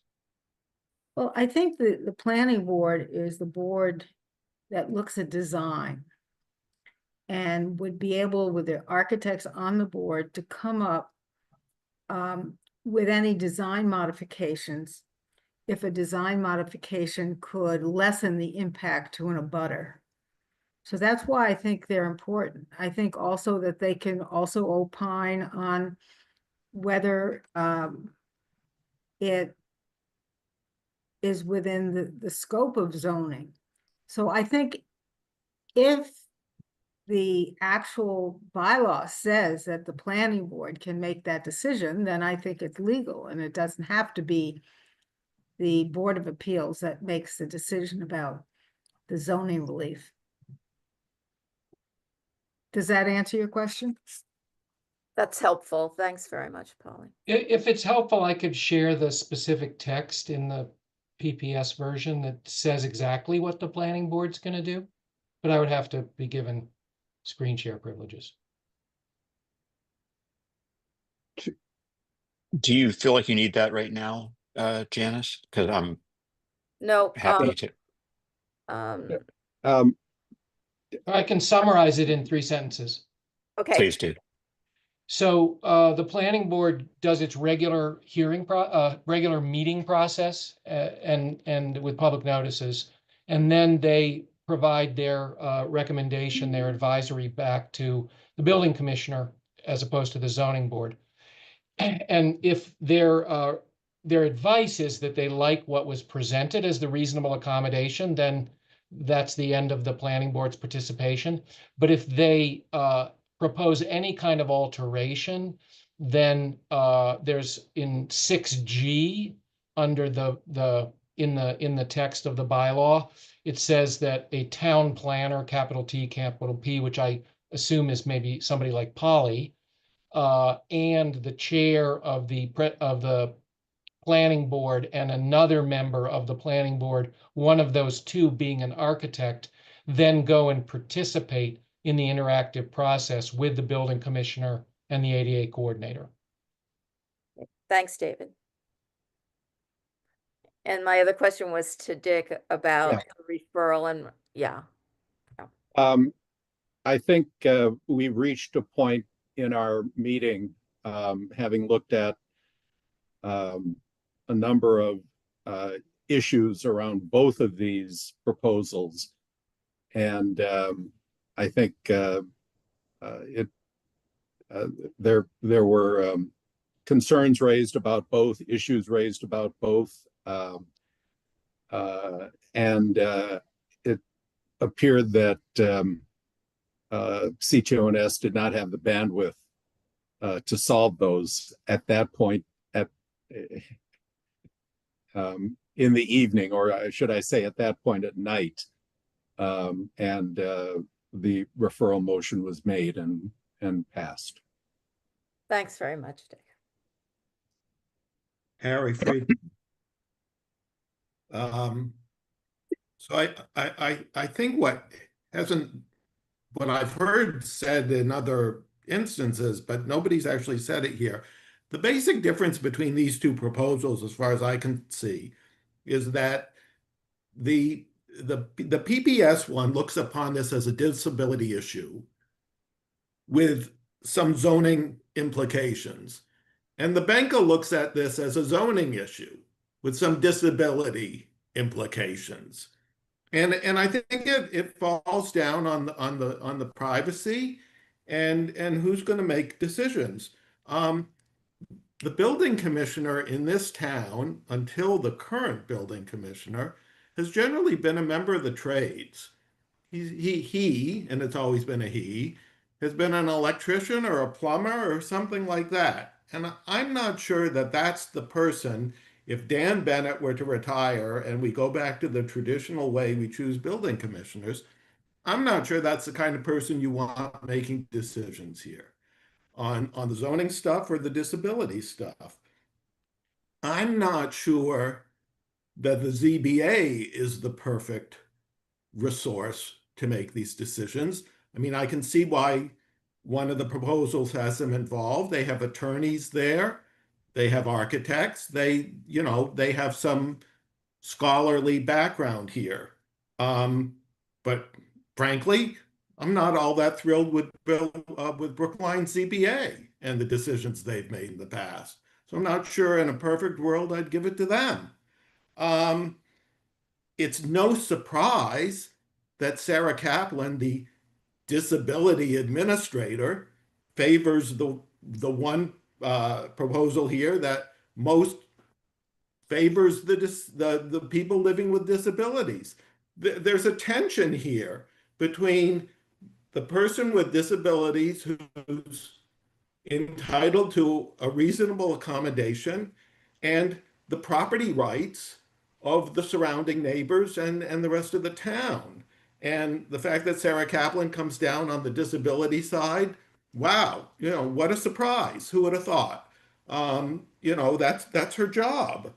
The more I listen to this argument back and forth, the more I think that CTO&S was right.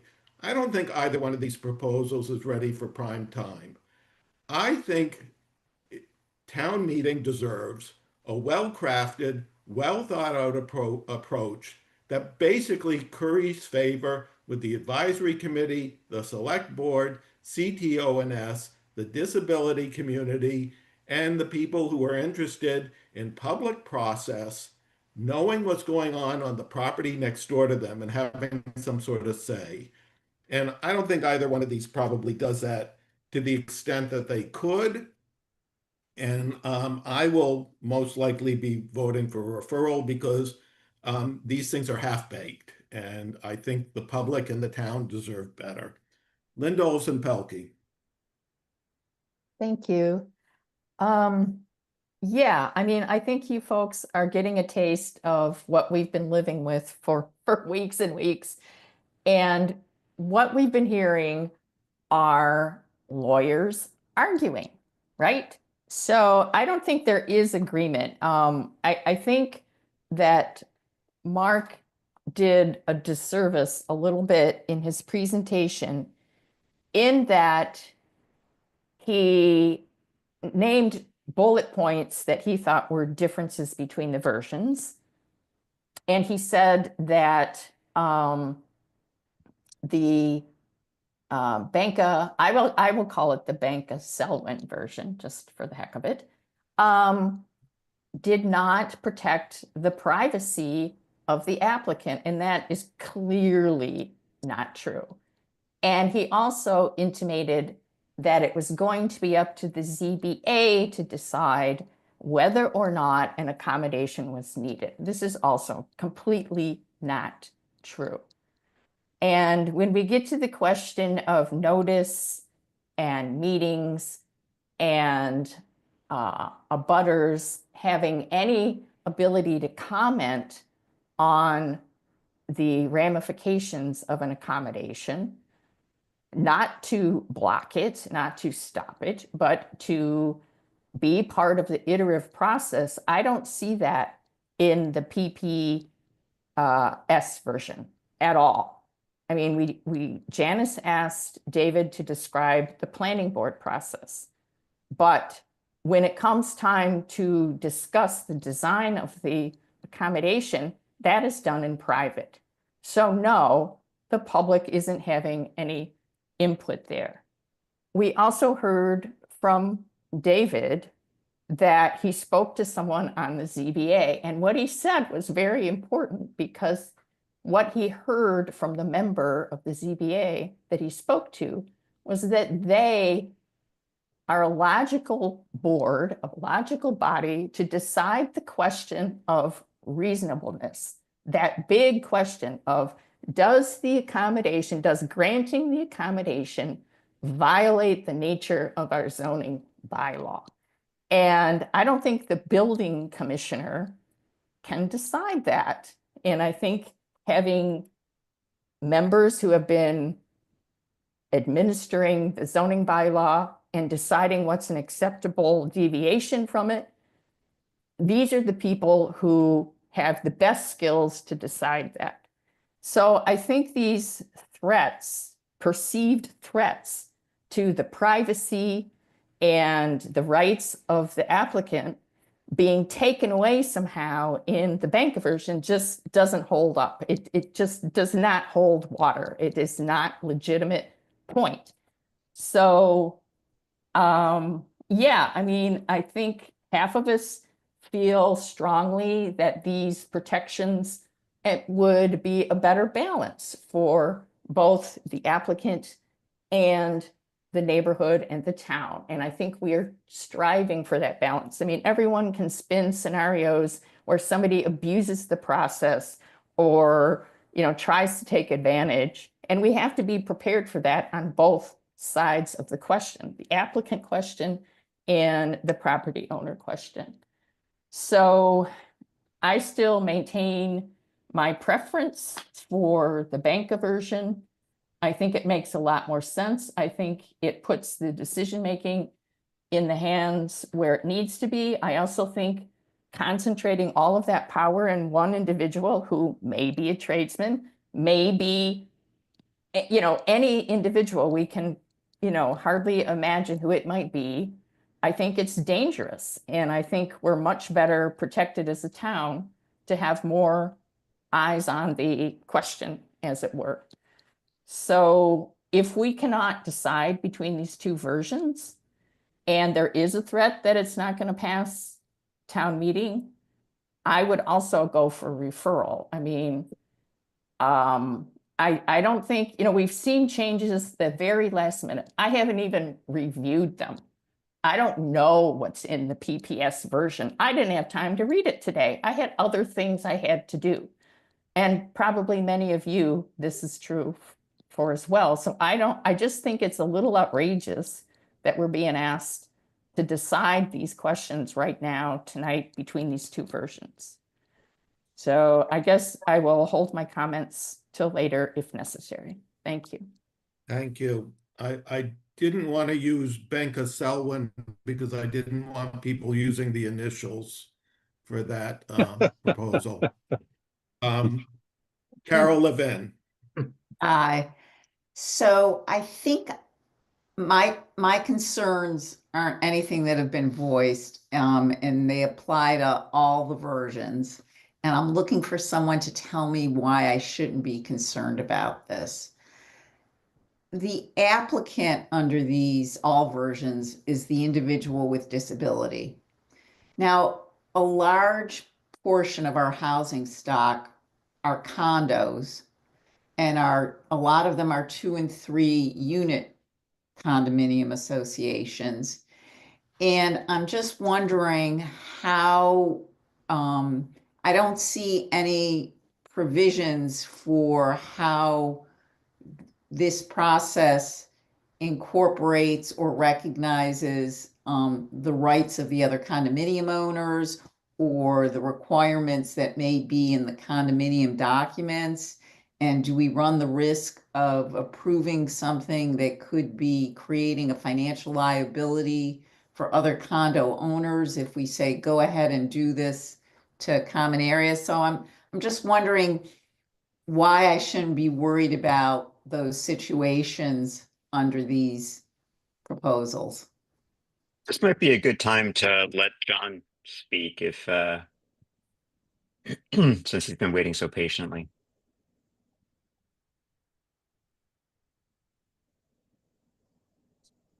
You're muted.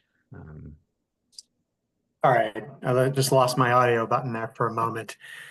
And maybe, you know, Polly might have some input what happens in the planning process, but I think like many things in the legal world, you know, one has to, there have to be several boxes that need to be checked. And in the condo world, my understanding is that, you know, those are private property rights that people are talking about. And I think, you know, you can't run afoul of your condo docs as a general rule. Now, that being said, I don't have any experience that I'm aware of the ZBA kind of running into a conflict and putting in, you know, perhaps there have been occasions where they put in a condition that says that, you know, you do have to abide by that, but I don't have any firsthand knowledge of that. So, well, typically, if it's a condo, when they apply to the building department, they're supposed to submit a letter from the condo association agreeing to whatever it is they want to do, if it affects the common areas. So in theory, that would be the requirement here also, is what you're saying, even though it doesn't read that way. Well, I don't know. I mean, you know, the question you brought up has not been brought up previously. Okay, so I think that's another argument for referral. Well, I think if I could just offer an opinion, I don't think it would implicate the zoning bylaw to make a change to a common area. Well, you only implicates the zoning family, bylaw if you, for instance, you wanted to put a lift on the outside and it happened to be in the setback in order to get somebody up until into their room or building.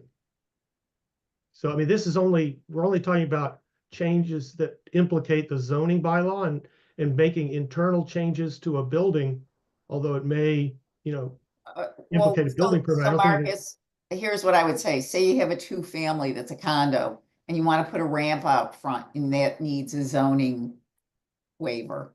Well, that doesn't. because that's, you're Okay. entitled to a ramp as a matter of right under state law. Okay, so maybe it doesn't matter.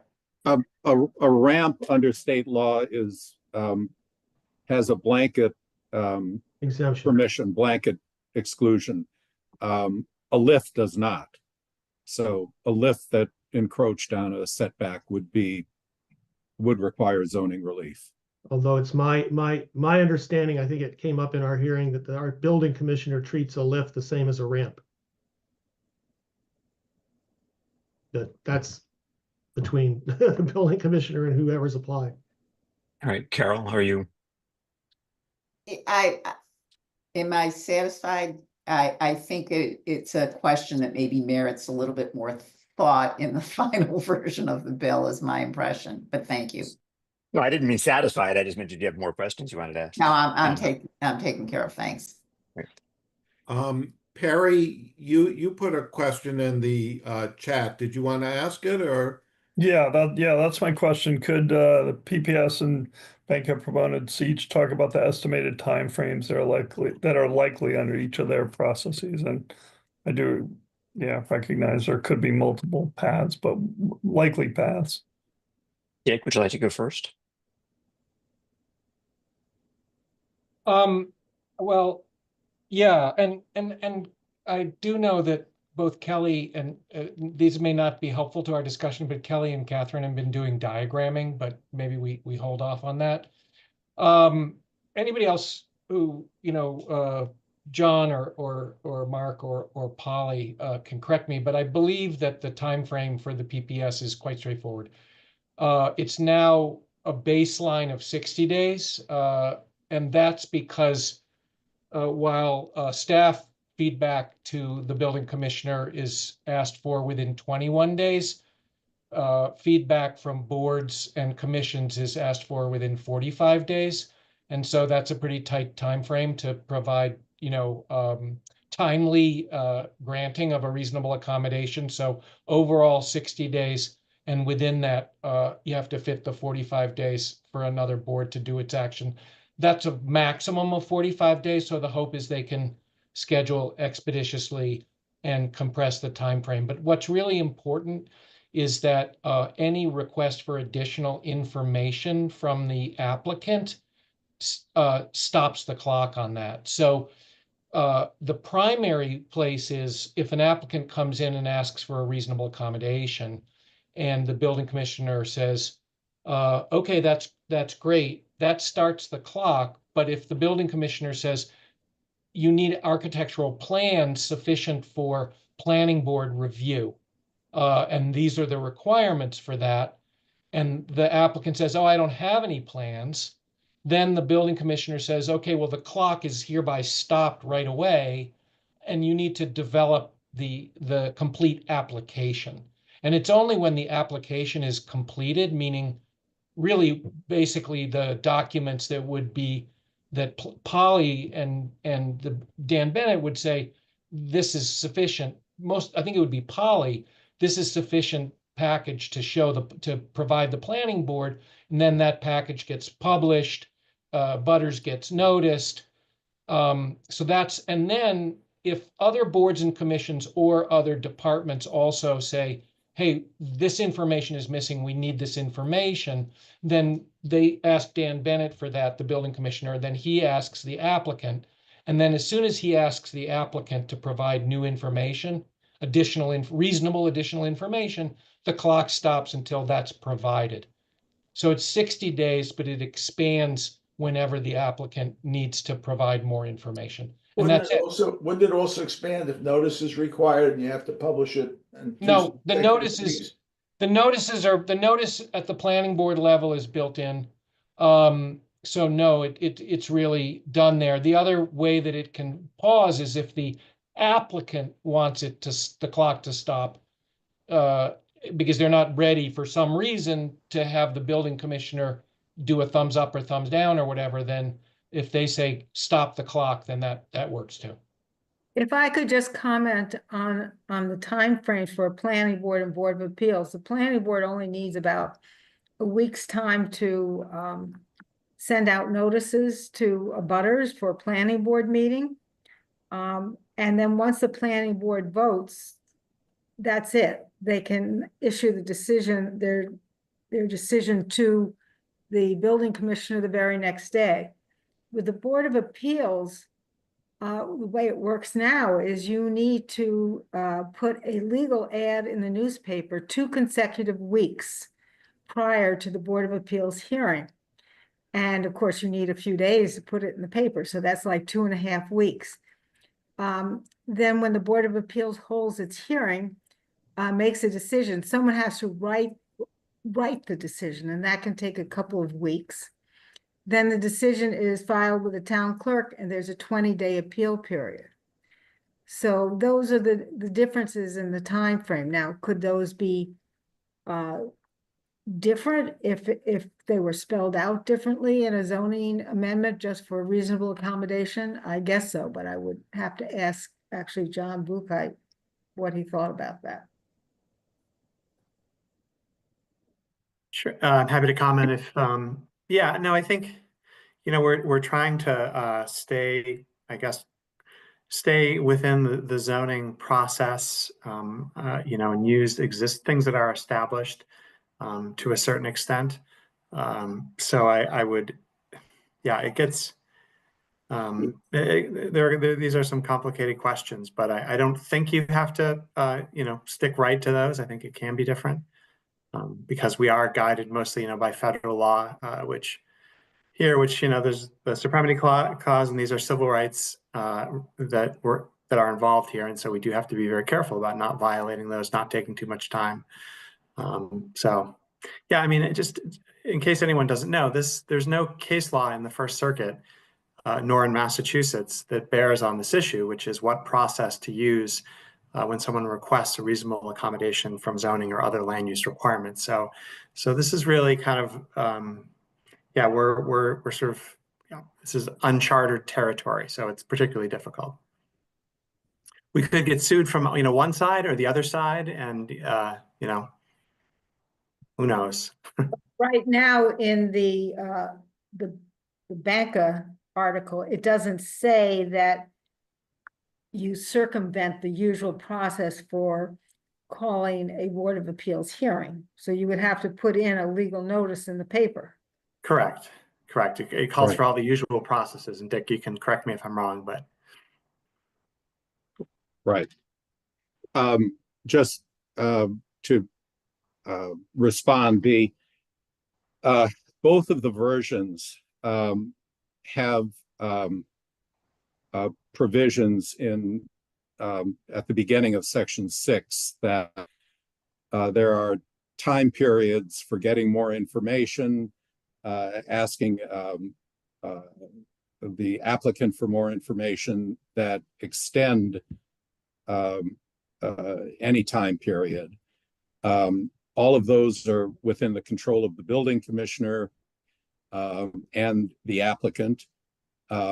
Both of them have steps that are that have no time limit on them, where the building commissioner continues the interactive process after getting a planning board report.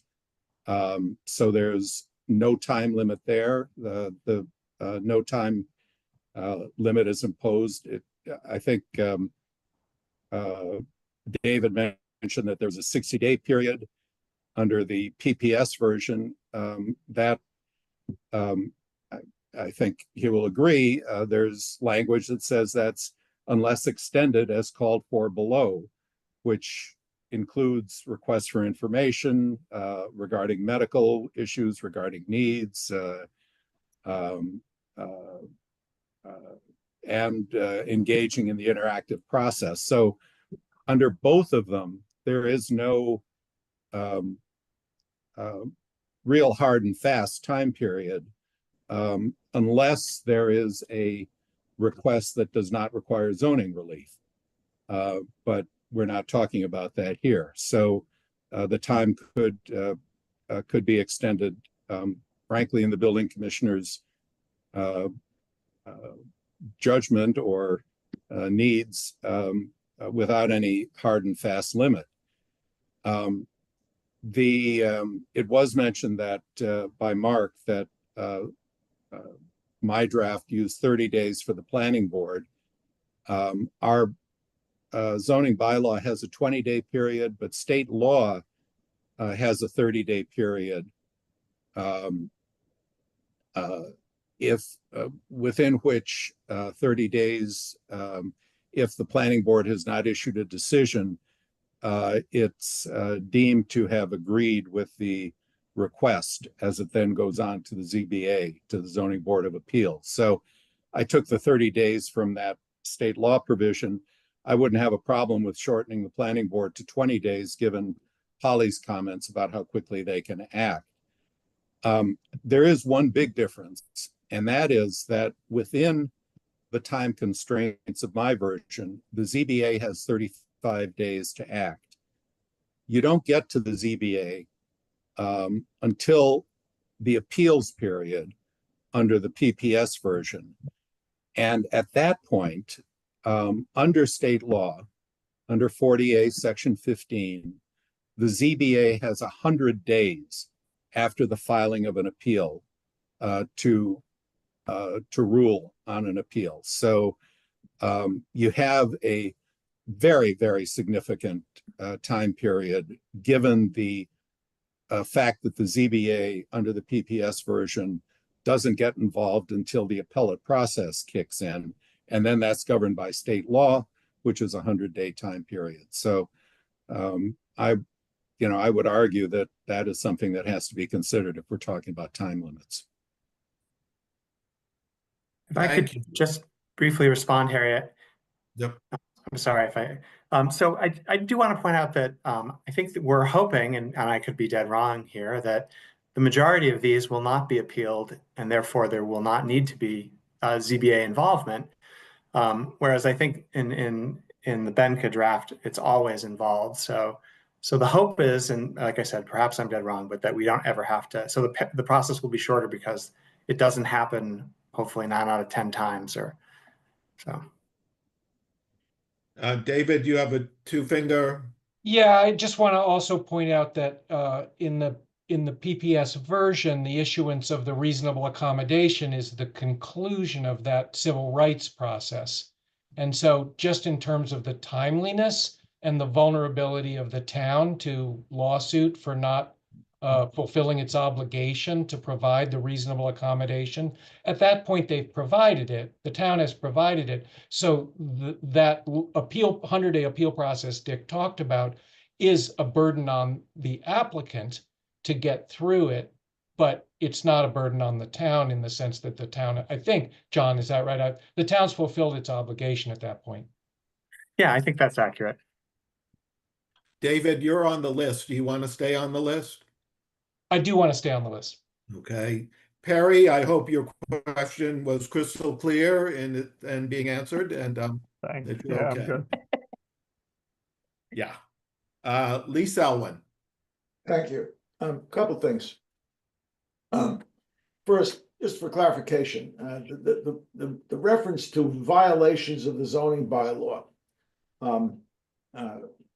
refer to existing technical requirements such as setbacks, dimensional requirements, floor area ratios, that sort of thing. And none of the proposals here would alter those. They would alter the conditions under which they might apply. So I think that the term is still correct. In other words, if an applicant comes in with a proposal that in some way impacts the existing use tables, dimensional requirements, et cetera, that are in the zoning bylaw, those are the kinds of things that would have to be addressed. Let me make sort of a general comment about the way I have always approached zoning issues in the 16 years that I've been involved in the land use subcommittee. To me, zoning is a social contract.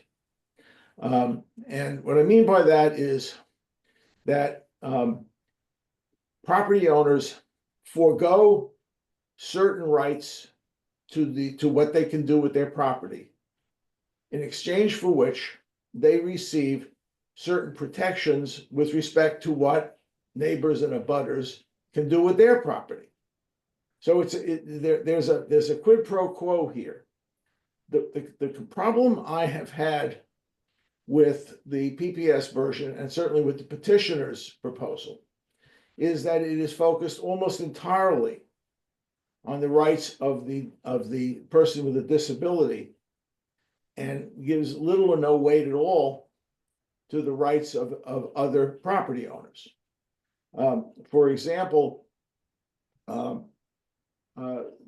if a proposal comes in that would materially impact an abutter, for example, by involving the construction of a large building that is very close to the property line, it far exceeds the or violates the normal setback requirements with respect to side yards, backyards, front yards, or whatever. That affects abutters, but abutters would receive no notice that this proposal is pending. And if they don't receive a notice, they can't do anything about it. We apply.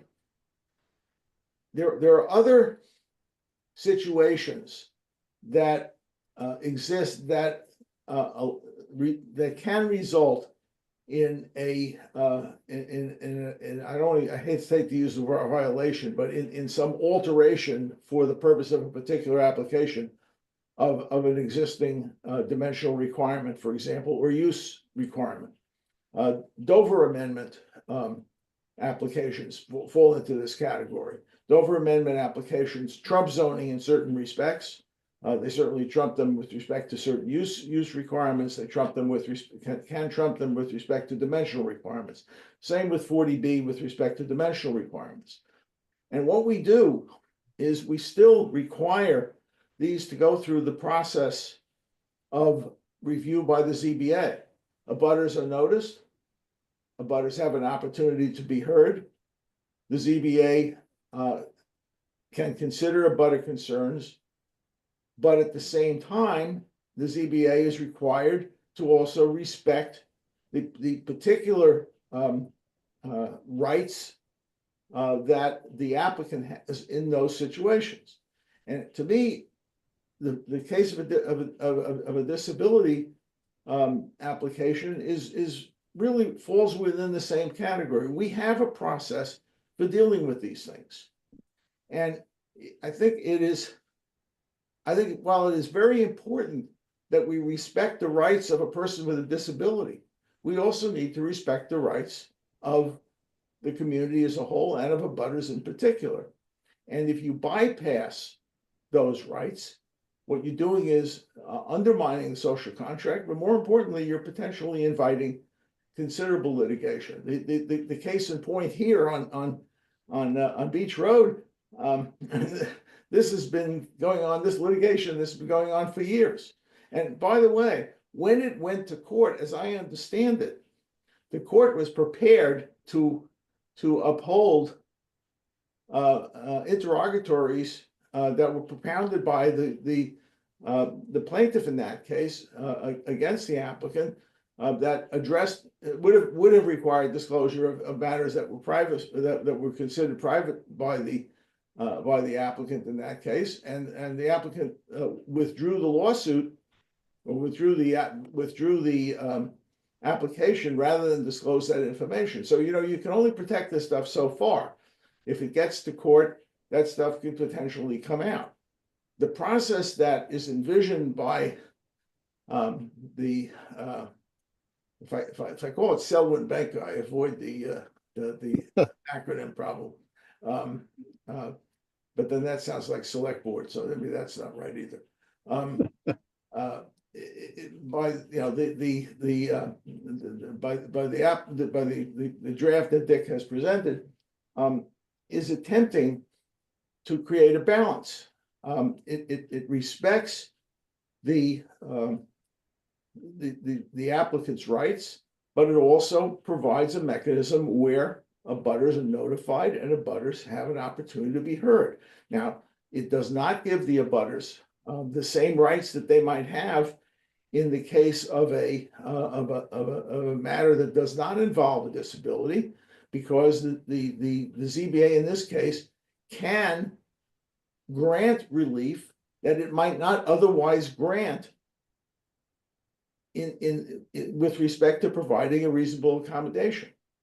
But the bottom line is that the purpose of zoning, and that language seems to appear here in the requirement, is undermined when abutters are not involved and the community overall is not permitted to participate in the process. And where the rights of abutters are not given the same opportunity to be heard as in other zoning situations. And that's what we are trying to address here. I don't think there's any attempt to discriminate against a person with disabilities. In fact, I think it's just the opposite. I think that there are accommodations that are being proposed in this draft that absolutely respect that individual's rights and give deference to those individuals' rights. But what the Baker draft does, that the PPS draft does not do, is it also respects the rights of everybody else.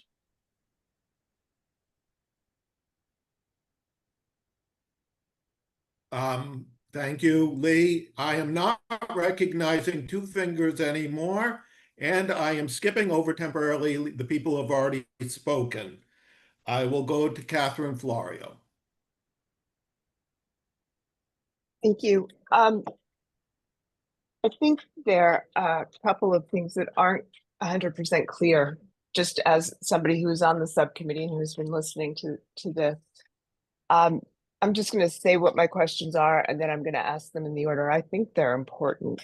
I don't think we discussed this on the subcommittee, and we certainly haven't talked about it tonight, but I'm wondering what happens under emergency requests. And when I think about emergency requests, I'm thinking about something that has to happen immediately because somebody will not be able to get into their home if this accommodation doesn't happen and they have no place else to live. So that's number one. Number two, we've talked a lot about what I've heard a lot of discussion from one person about what the other Warren article says regarding privacy and the other person about what the other article says about privacy. But I think privacy is really important here. And I don't think we're talking about the same kind of privacy when we're talking about each of the different Warren articles. So it's my understanding, well, no, I'm going to stop. And then the question is, when under each of these different articles are the abutters noticed? And under each of these different warrant articles, what can the abutters do? Because it was my understanding as somebody who sat on the subcommittee, that there was a big difference in terms of notification, but there was not that much difference in terms of what abutters could do. So withholding notification from the abutters, it didn't seem to me got us anything. So I think the most important question is the difference in privacy and the different ways that the different warrant article, the people who wrote the warrant articles are thinking about privacy. And Dick, I'd like to ask you specifically, you're saying that the ZBA can make a decision on the reasonable accommodation or can talk about whether the accommodation is reasonable or not. And I would like you to tell us what information you think the ZBA is using to make this decision and where, in executive session, which is private, or in a public meeting. Sure. And then Marcus, I have questions for you regarding privacy. I'm happy to answer that. And this really does relate to an earlier comment that it would be inappropriate to ask about what was needed. But it is okay to ask about what the best solution is or whether an alternative solution would work. Let me start with what is section 7 of the Benka draft, or the Selwyn Benka draft, and which basically, in looking at the question of alternatives, looking at the question of needs, and looking at the question of privacy and confidentiality, outlines specific guidelines, which I have incorporated virtually verbatim in section 7, the confidentiality section of the draft that I did. The Massachusetts Office on Disability, talking about alternatives, says, during the course of your hearings, you may ask about alternatives that might meet the person's needs. You do not have to approve the exact modification requested if an alternative would provide equal access. It then goes on. You do not need to review medical documentation for the individual. You do not need the individual to provide their diagnosis. It may be appropriate in limited circumstances to request limited documentation from the individual's medical provider if their disability or their need for the requested modification is not obvious or known. In the limited circumstances, you may request medical records. You should not request medical records beyond a letter from a medical provider confirming the existence of the disability-based limitation and explaining the need for the requested modification. So the Massachusetts Office on Disability has set that as the framework for looking at alternatives and looking at needs. My section 7 on confidentiality states, the building commissioner and any department, board, or commission to whom information is transmitted, as well as every other individual or department in the town, shall maintain information submitted in support of a request for a reasonable accommodation as confidential to the greatest extent permitted under federal law, the open meeting law with a cite, and the public records law with a cite. And such information shall not be made available for public inspection unless required by law. That tracks the PPS language. I then go on. As provided by the Massachusetts Office on Disability, board or commission or the building commissioner, if board or commission approval is not required, may A, in deciding whether a requested modification is necessary, determine that an alternative modification would provide equal access, tracking the language.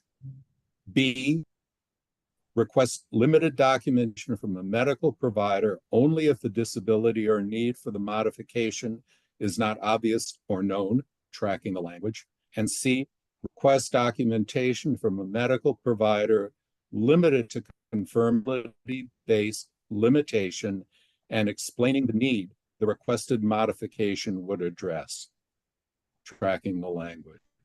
And then I add further, General Law, Chapter 30A, Section 21A1, executive sessions shall apply to any discussion of the physical condition or mental health of an individual. So I explicitly include, with regard to public meetings and public hearings, the executive session provision of the open meeting law, that discussions of physical conditions or mental health have to be an executive session. That ties together the question of alternatives, which the PPS version says that boards and commissions should be addressing, can be addressing, says the planning board can address that explicitly. That's the role of the planning board, ties it to determination of what needs are being met and providing equal access to meet those needs, and then ties it to the Mass Office on Disability limitations on inquiry into physical and mental conditions. Thanks. And then that was actually an awful lot. I can imagine people who haven't heard that a lot probably have more questions, but mine specifically is, when you're looking at the reasonable accommodation, when you, so what you have in front of, so what the boards and commissions will have in front of them, or whoever's making this decision will have in front of them, is a set of plans. And then what they will be able to modify is not the content of the plans, but potentially moving things around or the content of the plans. Well, I mean, let's assume that, I mean, I think they could modify the content of the plans, not just move things around. If the medical need is access, for example, and the proposal to satisfy the need for access includes much more than meets the need for access, then I would think you could modify the content of the plan. I mean, we're talking hypotheticals, and not just move things around, but basically say, look, this is the need. Now let's see how we can satisfy that need, provide equal access to satisfy that need in a way that has, for example, less of an impact on abutters. Then how many public meetings under your proposal are you expecting? I put a 35-day limit on the ZBA. I think that, you know, they have a 14 period, I believe, prior to that. So, you know, you'd have one public meeting, maybe two. This would not, it cannot under my proposal be protracted. There is without, let me just say, without the express agreement of the applicant. And so was that 2 meetings of the ZBA or 2 public meetings total? I'm sorry, it's just, this is so complicated. No, I mean, I didn't, there's no on the number of hearings, and there's no minimum put on the number of hearings. There's no, the only limitation is a time limitation. Okay. Under either proposal, for board or commission comments under the PPS version for the planning board, under the PPS version for the planning board, under our version for the ZBA under our version. Thanks. Once the ZBA makes its decision and approves whatever or approves with modifications, whatever the ZBA approves, under your version, the decision goes to the building commissioner, and the building commissioner issues a permit. Under normal circumstances, the building commissioner's decision can be challenged to the ZBA. Are you envisioning in your warrant article that if the building commissioner, once the building commissioner has issued the permit, that there can be another challenge to the ZBA, or does your, and could you just tell us? No, this actually is a discussion that I've had with John Buchheit of Town Council's office. As things stand now with special permits or variances, the building commissioner has to abide by the decision of the ZBA. If the ZBA says no permit, the building commissioner cannot issue a permit. If the ZBA says a permit's okay, the building commissioner can issue a permit. That sort of ministerial act of issuing the permit is simply a ministerial act. It follows what the ZBA has allowed or not allowed. And that to my way of thinking, would be the same under this scenario where the ZBA would say the reasonable accommodation is acceptable, it's not acceptable, it violates the fundamental nature of zoning, or there should be a modification to it.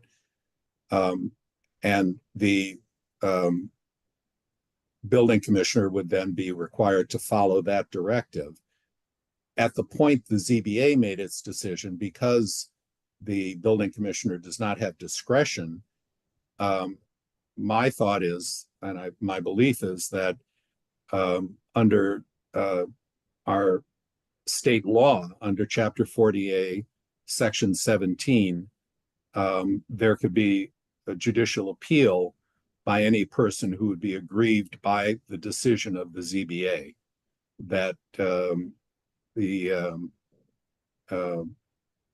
appellate rights would exist at that point. You would not have the ZBA make a decision, go to the building commissioner, who would issue or not issue a building permit, and then have to go back to the ZBA. You would, the state law explicitly states that any person aggrieved by a decision of the ZBA can appeal. And to court, not to the ZBA, sorry. To court, yeah, not back to the ZBA. Then Correct. under your Catherine, happy. Yeah. We'll happily come back to you as well, but we want to make sure other people get a chance to speak. It's been 15 minutes so far. I just want to give you a heads up. All right, just quickly, I would like somebody to ask the same questions of the PPS version. Dick, when are the abutters noticed for the first time under your warrant article? They would be noticed when there was the first public meeting, which would be the planning board meeting.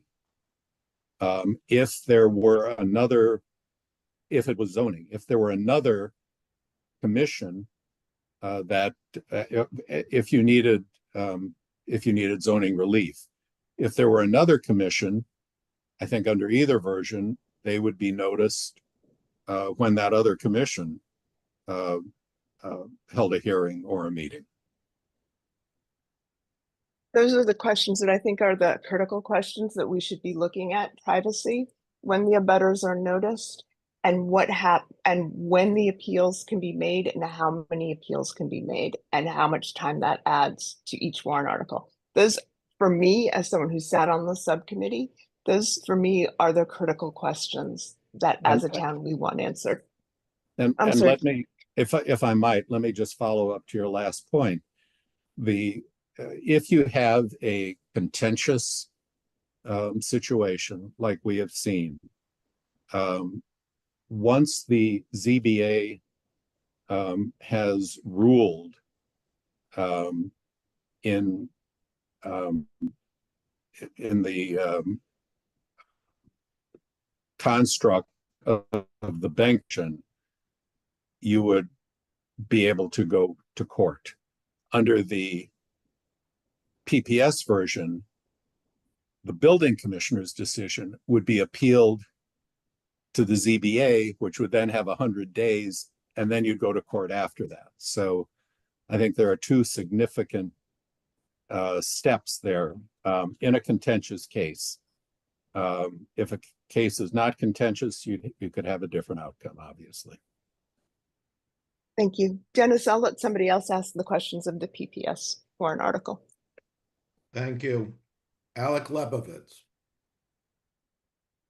Thanks, Harry. I would be interested in hearing those questions answered by the PPS advocates. I didn't originally sign up to ask them, but I do agree broadly with Catherine's analysis, and I think that would be helpful.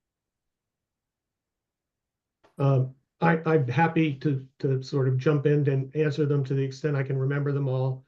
I remember the first one involved privacy and need, the issue of need, and whether you're redesigning the plans and or simply moving the pieces around. Under the PPS version, you're essentially just moving the pieces around. So for instance, under Dick's version that allows all these boards to get into the issue of need, it opens up every hearing to questions like, why do you need that?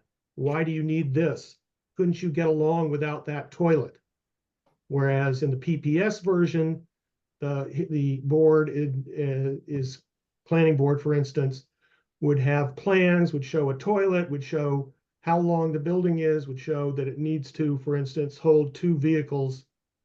But they wouldn't be able to say, well, why do you need that toilet? They would simply say, or be able to decide, well, I think we can redesign this better so that instead of being all but 1 foot from the edge of your property line, we can get it 2 feet back. We can make it a little bit smaller and still have the same components that give you the same amount of access. So I think that's one difference. Let's see. What were some of the others? I think one was the notice question. Yes. Yes, I mean, the first notice that's given would be given the same as under the Banca version. It would be given for the planning board hearing. And then any other hearings that may happen, such as the Preservation Commission, if they give notice quickly, then they give notice for a significance hearing, or any other hearings would have notice. But the principal one for the purposes of the zoning would be the planning hearing, the planning board hearing. I agree with Dick that yes, we don't get to the ZBA until there is an appeal. I'd also agree with John Buckheit that hopefully 9 out of 10 cases we don't get to the ZBA at all, so that involving them in the first place, as one would under the Banca version, really wouldn't be necessary. Mark, just in terms of the notice answer, there's also notice at the issuance of the reasonable accommodation by the building commissioner, and that includes sending to the abutters the references on what their appeals rights are. Correct. Great. Okay, so it sounds like under both proposals, we wouldn't run into a scenario where there would be some major renovation or construction that gets underway without some advance notice to abutters. So I think that addresses one of the key concerns we've heard this evening. This is a tough balance to strike, and I just want to, I think, echo a lot of people's sentiments and how grateful we are to the PPS group, to Dick Banca, to the whole subcommittee for the inordinate amount of work that's gone into this. I think at this point, I'm likely leaning towards the PPS proposal. I think that has struck a better balance from my perspective. I do want to just say I'm not very comfortable with the notion of us referring this article at this point. I'm really, it's quite disheartening to read the experience that the petitioner of the original warrant article went through. And it's really disheartening to now know that our lack of a written policy or bylaw being in place contributed greatly to that hardship and that negative experience. And I not only worry about the remedy in this case, but I'm sure there will be other cases that will arise in any amount of time that we have to wait for further development. And, while we may need to return to this in the future to make tweaks or to fine tune a proposal, I think it's important that some action be taken on this in short order. And I think Neil Gordon outlined a compelling case again earlier against a referral that rang true to me. I did also want to make one small suggestion about the language in subsection 5 of both the Banca proposal and the PPS proposal, which is in bullet B of subsection 5. Both, I believe, read the same about the conclusion of the interactive process. The building commissioner shall grant with modification or deny the request for reasonable accommodation. And there's then a set time period after which automatic approval would be granted. I'm wondering if it would make sense to amend that language to read the building commissioner or their agent shall grant with modification or deny the request.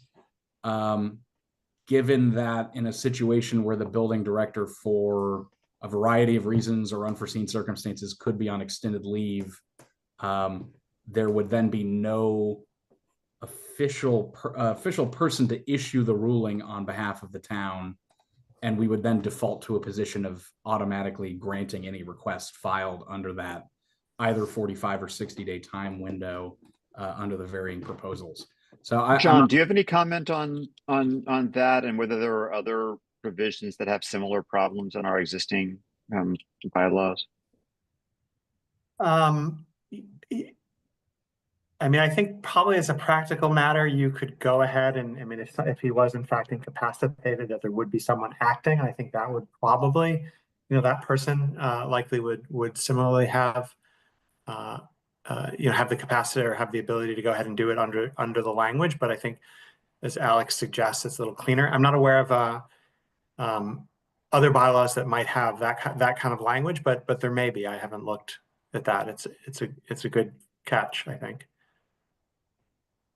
Thank you. Thank you. Fran Perler.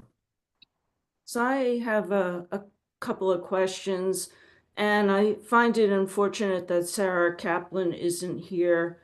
My memory may not be correct, but I believe that she has said in the past, either to this committee or the select board, that abutters have no say in whether an ADA compliant project is being done or not. And I wondered if people would comment or if they remember better than I do about that. And my second question is for Lee or Dick. When I look at that handful of committees that and commissions that you suggest might be involved in making this decision, and yet you say it's going to be done in 45 days. Can you explain to me how you think that would work? So a lot of that stuff's done in parallel, for one thing. It's not sequentially. In other words, if the issue involves preservation, it goes there concurrently. If it involves conservation, it goes there concurrently.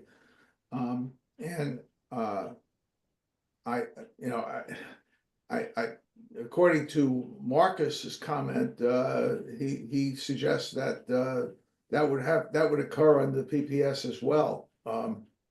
So I don't, there's nothing unique here. In other words, we're not imposing a requirement that doesn't otherwise exist. And if Marcus is correct that those same requirements would apply under PPS, then I don't see it would make any difference.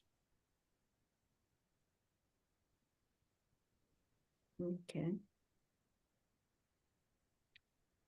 And does anyone else remember Sarah Kaplan saying that the abutters are irrelevant for an ADA compliant requirement? I certainly recall something along those lines, yes. I don't agree with it, but that's what she said. It's the law. Well, I don't think, I mean, Dick can perhaps comment on that, but her interpretation of the law does not comport with others. Yeah, I would, Fran, I would note that both versions have in them in section 12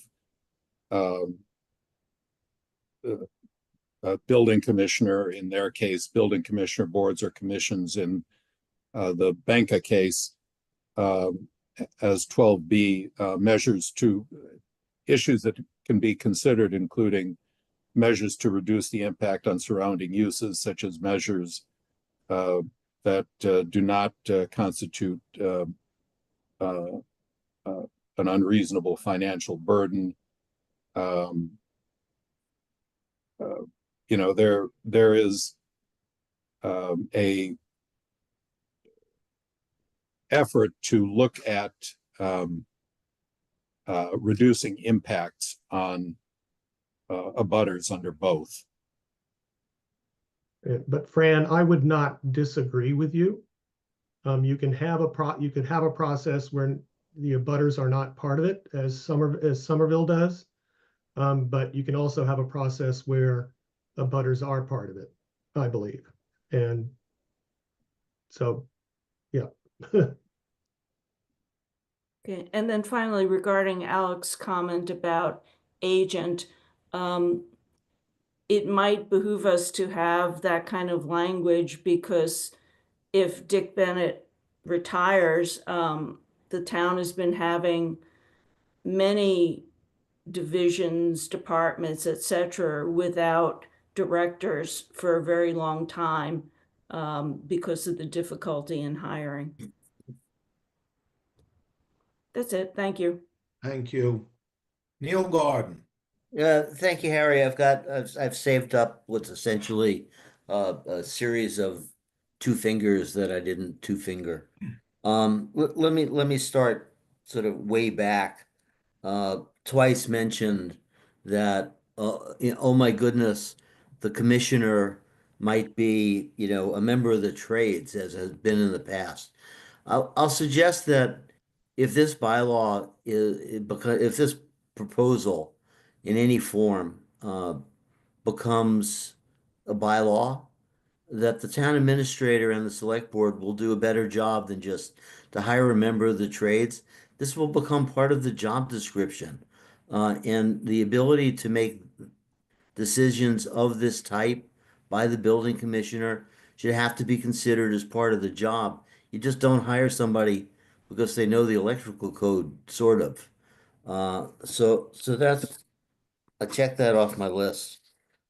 Secondly, I'm a bit, maybe I heard this wrong, Dick, but I'm a bit disappointed that CTO&S reaches the conclusion to recommend referral, sort of due to a lack of time to fully understand all of the moving parts, and granted that a good number of the parts are in draft form.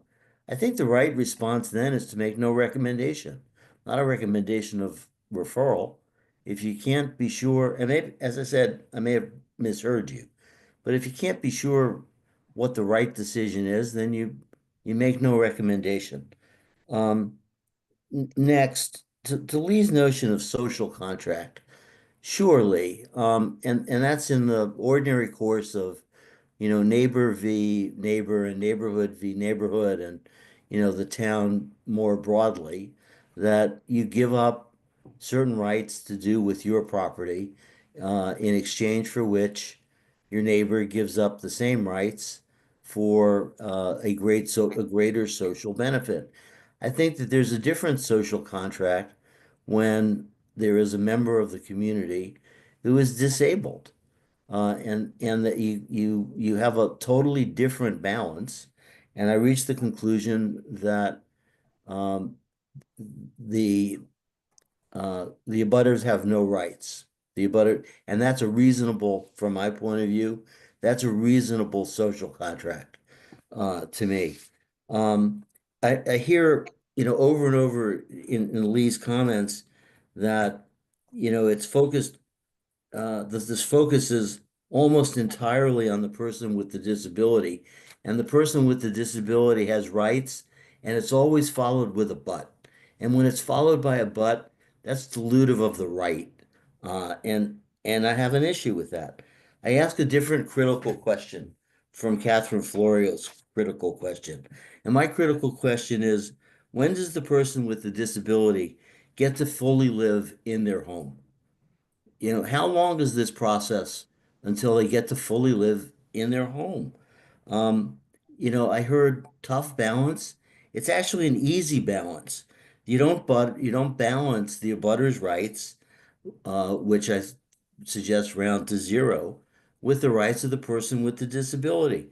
And the last one, and I've heard many times in the course of not just this evening, that this is not ready for prime time. I'll tell you who's ready for prime time. Someone who's been waiting 5 years and is disabled and needs relief and needs help. And that person is really ready for prime time and has been for 5 years. I'm sort of disappointed with the notion of trying to find a balance that I believe just as unfair to the person most in need here, a member of our community. Thank you. And I Neil, just want to as- say something, Harry, because as one I of want the to. people, wait a minute. As one of the people who made two of the comments, Neil, that you just so struck down, I think it's terribly unfair on your part too. I think there are balances, and for you to disregard the balances of everybody else, I think is just wrong. So with all due respect, Harry, I can move the needle from my point of view, in my opinion, in the same way that anybody else on this committee can put that needle in a different place. I didn't say you didn't have a right to your opinion.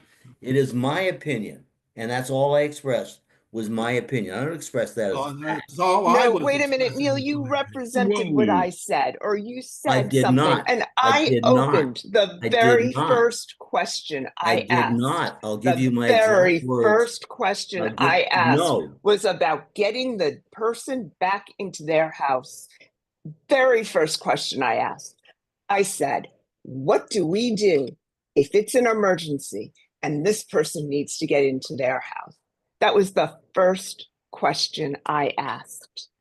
I would With all due appreciate it, Neil, respect, that if all I you said was- cannot represent what it is that I say, that you leave my name out of your Watch comments. the tape. You asked a critical question. The very which was not- first question I asked was, what happens if it is an emergency I and wasn't this person responding to needs to that. get back into their house? And wasn't responding to apparently that. you weren't I wasn't listening. responding to that. It was You the asked- first you asked- question I asked. You asked what you described, and I quote, as a critical question, followed by a question, which was not that question, was a different question.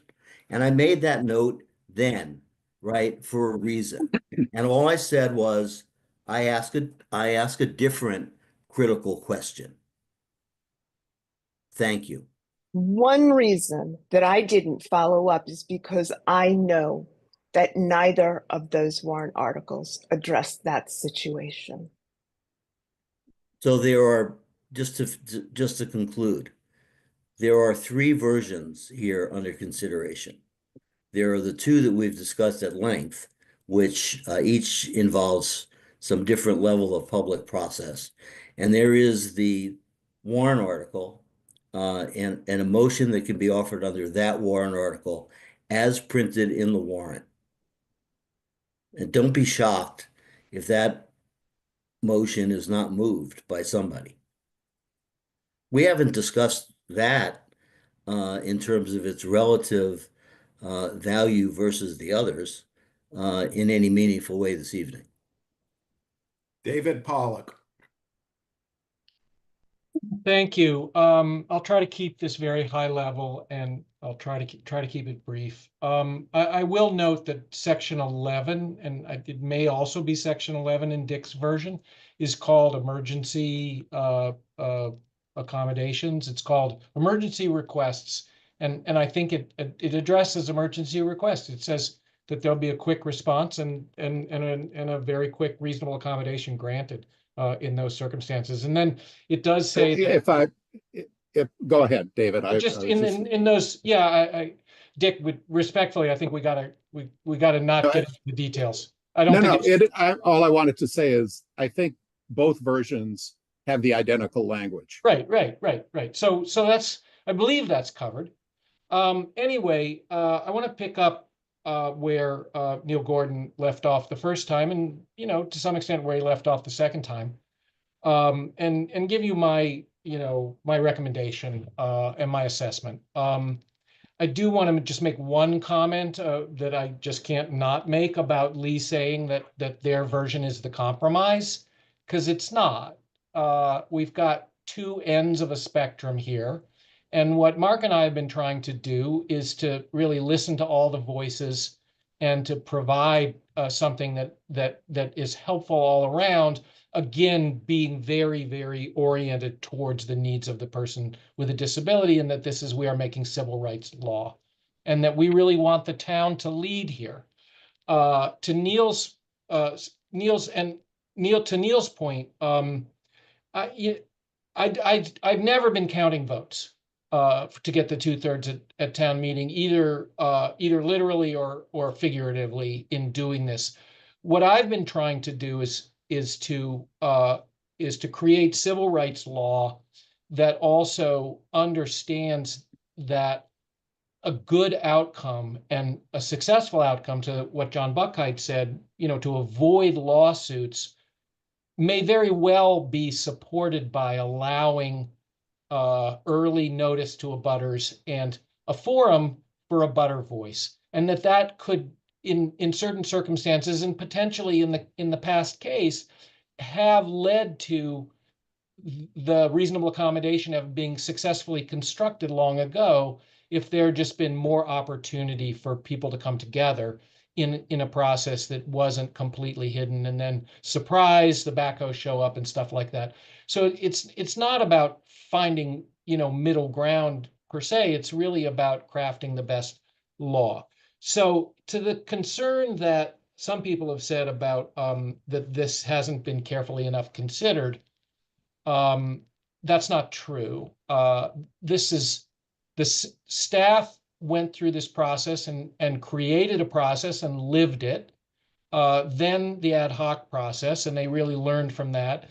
Then staff developed a whole detailed process as a policy, and they presented it to the MOD for comment back in January. And then the petitioner's version, they hired very good lawyers and have drafted they drafted a bylaw that I think is legal, and while does not include public involvement or notice or public meetings, I think would be a successful process for something that is almost never encountered. This does not happen every year, and we need to have solved this. And then, Dick's put an enormous amount of legal effort into it and has consulted, reviewed his version with John Buckheit and then Mark and John. Anyway, I think there's been adequate care taken with these drafts, unlike a lot of warrant articles come to us. And to Dennis's question about preference, my preference is that town meeting pass a bylaw, because so much effort has gone into this, and that we need to have this fixed, and we need to, I would really like to see Brookline lead in this arena and show the Commonwealth that we are responsive and thoughtful. And I think that I would support, I urge you to support the version that I'm supporting, but I would, if it came to a vote on the floor of town meeting on the petitioner's motion, and I'll note that the petitioner said they would be willing to amend it to include planning staff, that they just hadn't really thought through that. That was at our very first subcommittee meeting. But I would vote on the floor of town meeting. As a town meeting member, I would vote in support of that article, because I think we need this bylaw. And I think, as Neil Gordon said, I could certainly live with one that was like that. And I think that we need to really deal with the needs of persons with disabilities first in this case. But I do think that having the planning board involved, particularly as much, I think that the abutter notice and the abutter ability to speak at the planning board is very helpful. But I think having the planning board's expertise help to craft the best solution is really a positive innovation that makes our version stand out as better than the petitioner's original version. And then, frankly, I think the Benka version in just raises significant, because it is so always answering the question to favor the traditional process, and to I think to a large extent favor the abutters. I actually think that with our Attorney General, not just the Attorney General, but our Attorney General, Andrea Campbell, and with what I've heard about feedback from the MOD, I actually think that that in terms of the bylaw standing, that the Benka version is the risky version, and in terms of being either cut up with a scissors by the Attorney General or whatever. So I urge you all to to support one of the three, and both tonight and at town meeting. Thank you. Chris Westfall.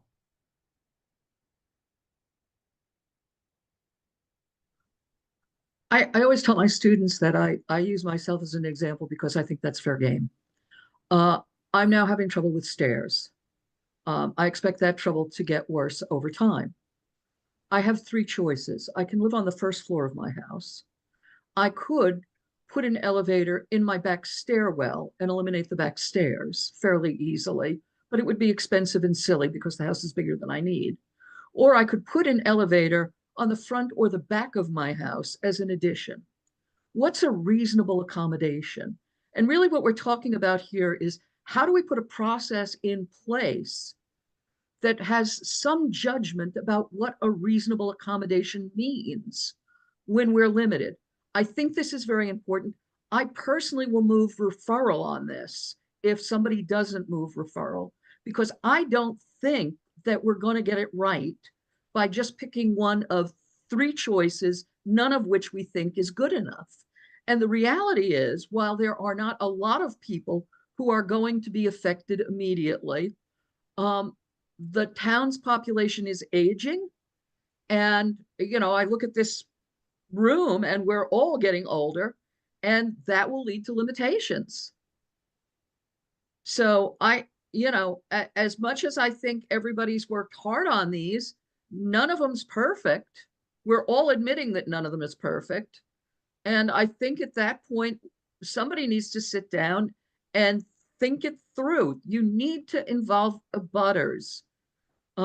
It's not fair to declare that I should be able to put an elevator on the outside of my house as a reasonable accommodation without at least some consultation or notice to my neighbors that that's about to happen. And it might not be a reasonable accommodation. Reasonable is in the eye of the beholder very often. That's my only comment on this. Thank you. I think I was 37 when the night started. Marcus.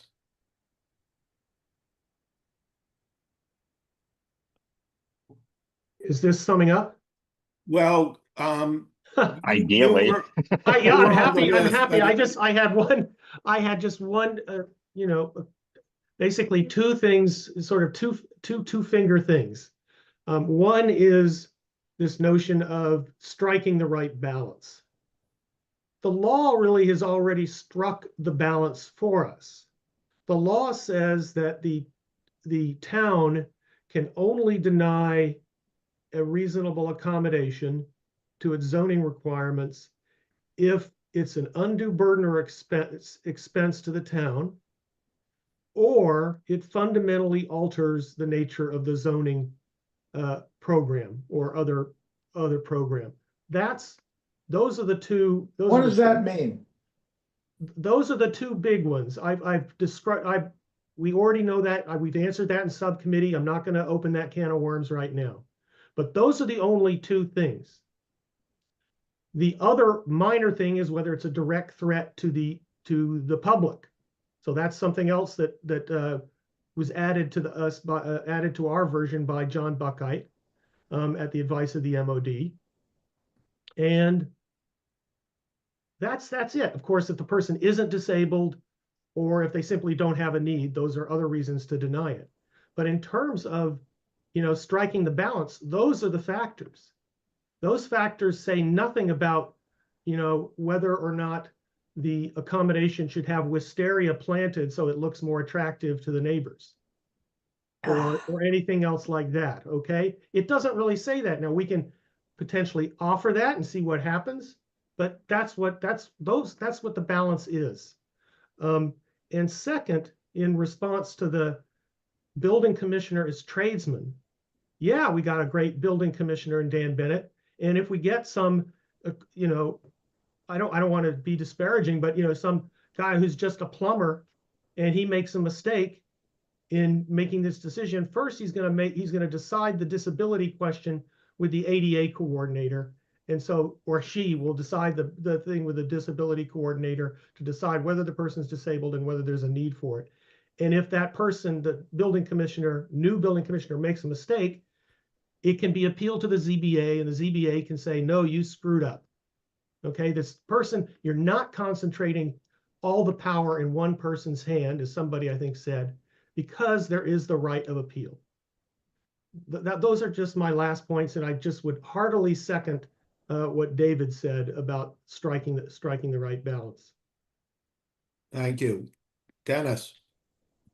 Oh, sorry, Linda. Thank you. I know everybody's tired, but we've just heard from the proponents of one side, so I feel like there needs to be some balance.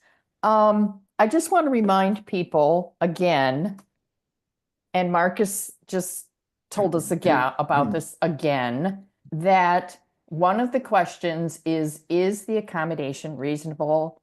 And making that determination based on, you know, the financial aspects to the town and the whether or not the accommodation completely upends the purpose of the zoning bylaw. And the people who should decide those questions are obviously the ZBA, not the building commissioner, because these are three trained individuals to weigh questions of zoning and the impact that, you know, deviating from that, those bylaws will make. They're and the ZBA member told David Pollock that they should be, they're prepared, they're capable, they're willing, they think it's appropriate for them to make this decision. I think this is really important piece of this, and that is the piece that needs to go at a bare minimum to the ZBA. So, and in terms of the balance, you know, I come down on the side of not having any input is, you know, other than the planning board in a private session after their hearing, it is not sufficient. It's not adequate notice. It's not adequate ability to have input, and nobody is trying to deny any rights of the disabled individuals. And I really think it's disingenuous for people to suggest that that is what people are trying to do here, because no one is trying to do that. So I would urge support for the Selwyn-Benka version if we are going to vote in favor of any of the versions. Thank you. Thank you. Dennis. So I think that because we heard from David and Marcus, if there was any last remarks that Dick wanted to make this the opportunity, although I would urge you keep them brief. Thank you. I think we have beaten to death, and you all have the basis to make the decision about who should be deciding these questions. Should it be the building commissioner? Should it be the zoning board of appeals? And I've expressed the reason why I believe it should be the zoning board of appeals. I've outlined and I highlighted the reasons for that. I've done it in the memorandum, and I've done it orally during my opening comments. I would also add that, and I'm not going to flog this to death at this point, but the memorandum that I submitted, I hope most of you, at least, hopefully all of you, have had a chance to look at it. But on pages 6 to 7, 6 to 8 of that memorandum, at the end of that memorandum, I've identified a number of situations where the PPS version does not follow the language that is actually included in the Massachusetts Office on Disability guidance. And that discrepancy is something that I think has to be considered. I would be very concerned about a wholesale adoption of a proposal that actually varies from the language. What I've tried to do is to follow the language as closely as possible with respect to dealing with alternatives, dealing with an examination of needs, dealing with confidentiality, dealing with the basic purpose of the zoning bylaw, not undermining that. And I would hope that the language that has been utilized in my draft would be language that would be incorporated. I also obviously feel strongly that the appropriate body here, given the legal issues that have to be decided at the end of this process, is appropriately the ZBA. So I will leave it at that, and thank you. Thank you very much. So I've spoken to the moderator to talk about reasonable approaches to get as comprehensive a set of votes on the table as possible, and since having heard that there will be a referral motion offered, and given that that would take precedence, I'm going to operate under the assumption that there will be a referral motion that we will vote on, and I'm operating under the assumption that that motion will be identical to the one that CTO&S voted.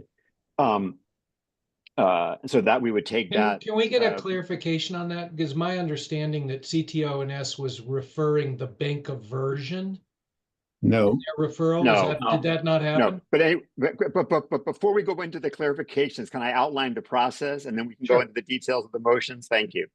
The process will be to vote on the referral motion, and if a referral motion passes, we are done with warrant article 14 and we'll move on to warrant article 15. If it fails, then what we should do is place on the table the petitioner's motion, and then I'm arbitrarily choosing that we will take the Benka motion as a substitute, amend by substitution, take the PPS motion to amend by substitution.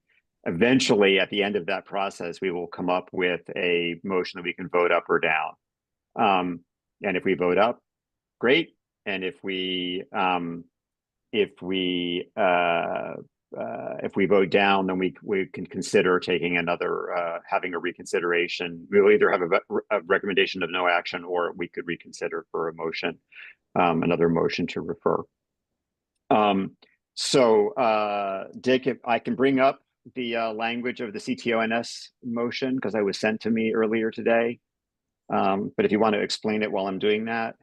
It was not, there was one member who wanted to refer, maybe more, but it was a balanced refer the subject matter of warrant article 14. Yeah, here we are. Voted to refer the subject matter of warrant article 14 to the select board for the expeditious creation of a bylaw or of policies and procedures for resolving reasonable accommodation claims under fair housing and disability law, ensuring compliance with federal and state law while preserving public process and the rights of abutters and the public, the privacy rights of applicants and the roles of the planning board, zoning board of appeals, and other boards and commissions. The creation of such policy and procedure should involve at least the building commissioner's office, the ADA coordinator, town council's office, representatives of boards and commissions, and the regulatory planning office within the Department of Planning and Community Development. And the select board voted to refer both articles. I don't have the precise language that they voted. It's probably not identical to that language, but it was a referral back to the select board. But it was several weeks ago, and they have it on their Yes. agenda tomorrow night. Yeah. I'm just, that's why I was proposing that if we were going to take a referral motion, we would start with the CTOS one, because that's more recent. I mean, we're not under an obligation to pass it, of course, just to feel like a reasonable starting point. So with that in mind, I'm assuming, Christine, since you volunteered, you're going to make Yeah, that I'll motion. move the CTNO motion to refer. Second. I'm just going to put in a placeholder which says CTOS referral language, and we'll paste it in because we just read it. Yeah. All right. So if this passes, then our recommendation is to refer. We'll have a very nuanced report for town meeting. If this fails, we'll go on to other votes and have a differently nuanced report for town meeting. Share screen. Okay, so we're voting now on whether we're going to recommend referral of the subject matter of warrant article 14 as per the CTO&S language. Michael Berger. Yes, to refer. Ben Birnbaum. Yes. Harry's not here. Cliff. No. Anthony. I think he had to go. Oh, right. He had to leave. Sorry. John. Yes. Catherine. Yes. Harry. Yes. David Mark. Right. Could you come back to me? Sure. Neil. No. Susan. Yes. Perry. No. Kelly. No. Elisa.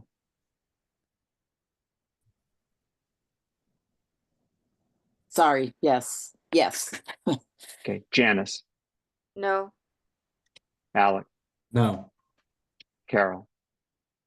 Yes. Jocelyn. Yes. Donnell. Donnell had to leave. Okay.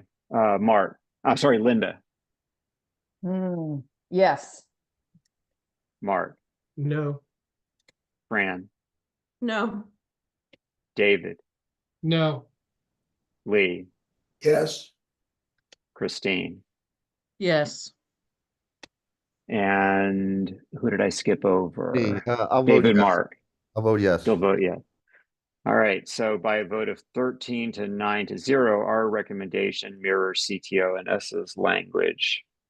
So we don't, that gives us 5 fewer votes as it turns out.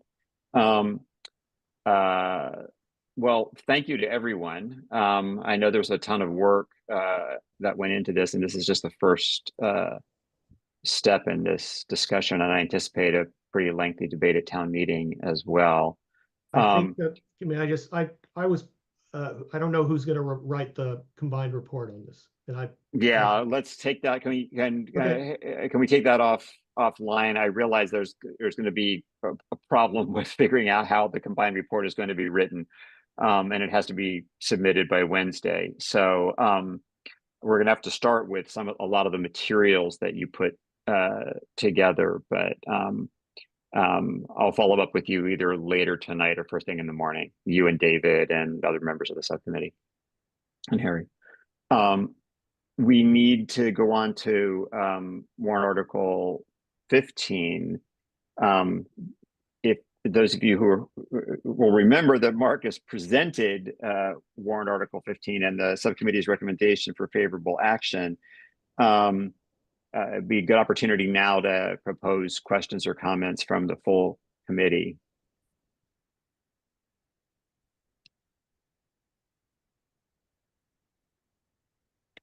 And I'm not looking at the screen, so I don't know if anybody's putting their name in the chat. Nobody. Yes, Linda Olsen-Pelkey. Thanks. I am under the impression that the version we're discussing tonight of Article 15 was amended by the Preservation Commission.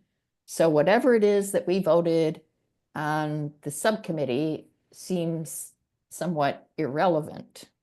It was only modestly amended. They just added that the chair and another member would consult after everything else. I don't think there was Well, another. there was a lot of red type That on was all voted version. by, that was all Tina's original version that was presented to CTO&S, excuse me, to Preservation Commission when they met on Tuesday, a week ago, last Tuesday. And they liked it, but they wanted to strengthen it by having personal representation follow their determination of significance. So it's substantially To like this what we to this voted. point, David, do you have a red line between what the subcommittee voted and what the new motion is by any chance? I I can say, thought that it went in the packet. Tina McCarthy provided it to Lisa. Okay. but not, there's not a red line between what the committee voted on, what our subcommittee voted on, and what preservation just voted on, because they sent us a PDF and it was just like the last moment. But the only difference was that the version we voted on had the internal administrative process where the Tina, or the preservation planner, would get together with the chair of the preservation commission and a technical expert. And the change is that the technical expert has been designated as another member of the commission. That's the only change. They accepted the changes that our subcommittee made in terms of not requiring the applicant to file a second application or a separate application for the preservation committee for the demolition permit. Yeah, it's really, really minor. So there's really nothing substantive. Okay, can I ask another question? Sure. So what happens when there is a zoning change and the demolition bylaw gets triggered? What happens when the two things have to work together? Say that again. Well, I mean, all the Preservation Commission is looking at is whether the building is significant or not that's being altered for the accommodation, correct? Then they're going to be involved in the interactive process with certain subgroup of people from the Preservation Commission and the staff, etc. But what happens? Is there going to be a separate concurrent process when it also involves, a significant zoning alteration? And how do these two things work The together? significant zoning alteration is not within the jurisdiction of the Preservation Commission. That's within. Right. So these are two separate processes that will be going on concurrently, correct? Yes, that's the whole idea of both Dick's version and the PPS version. There's not It's two separate, and different then- versions of 15 though. No, but the 15 just concerns the demolition delay bylaw. It doesn't concern anything else. I don't know. It just seems like there's some consideration on how they're going to work together timing wise, if nothing else, but it's not something I've figured out. I think it's a question. It's kind of like Carol Levin's question about the condos. It's just, it just has not been contemplated. Well, it was contemplated in that Tina said that at least with respect to local historic districts, the two processes are completely different. Right.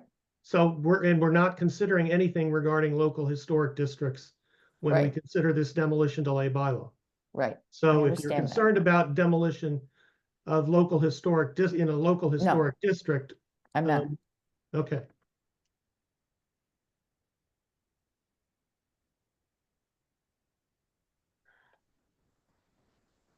And I just want to point out that Jocelyn kindly put the paragraph from the Preservation Commission's report explicitly saying what the additional change was, which seems to mirror what I said earlier.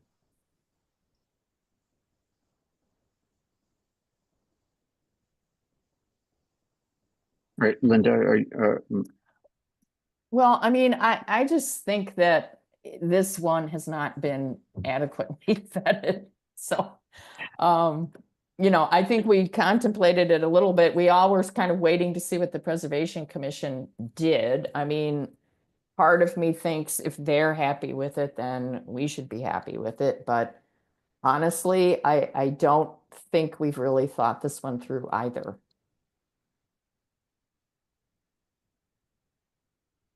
So I feel conflicted. right. David, Mark. David, Mark, yeah. Thanks. Just a very brief question. And I know it's very late. Is there anything regarding 15's relation to 14 where we need to either pass them both or not pass either? Are there any loopholes that would be created? Any contradictions if we pass 15 but not 14 or vice versa? I'm just wondering if there's any, what the connection is to each other. John, do you have Yeah, let's hear from staff. Sure, yeah, no, so I think 14 references the demo delay bylaw, but I think at CTO&S, we concluded that this could stand on its own.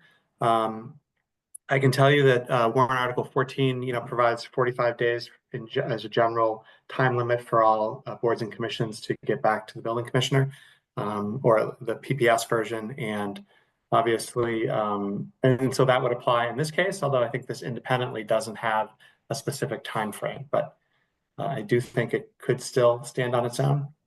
What about the appeal process and the appeal times on 15? If somebody wants to appeal a decision of 15? Yeah, that's a good question. It would have to be a sort of a mandamus action. There's kind of a catch-all that allows you to appeal a municipal official's decision, and it might have to be in Superior Court, something. If for example, the demo delay was waived and someone wanted to appeal that, I can't remember the statute, but I think you'd have to utilize that process. Okay, so it just sounds to me like we need to refer this one to so we can get it right the first time. Thank you. Okay, I just want to point out, like, well, Dick's version doesn't have any language about the appeal, so you don't necessarily have to specify. I mean, people have attorneys and they kind of understand their rights, and so you don't really have to define at each moment when, you know, what the appeal right is. And some would argue that in some cases it's not appropriate in a bylaw. So,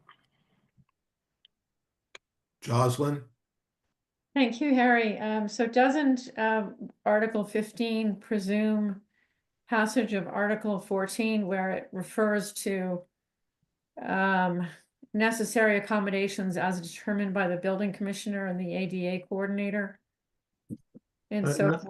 Not necessarily, because that's how the process, I mean, if we're still operating under an ad hoc process, as we did in the past, then if the building commission, you know, where the building commissioner did grant the accommodation, then, you know, there'd still be the issue with the accommodation. I mean, let me back up. It is late.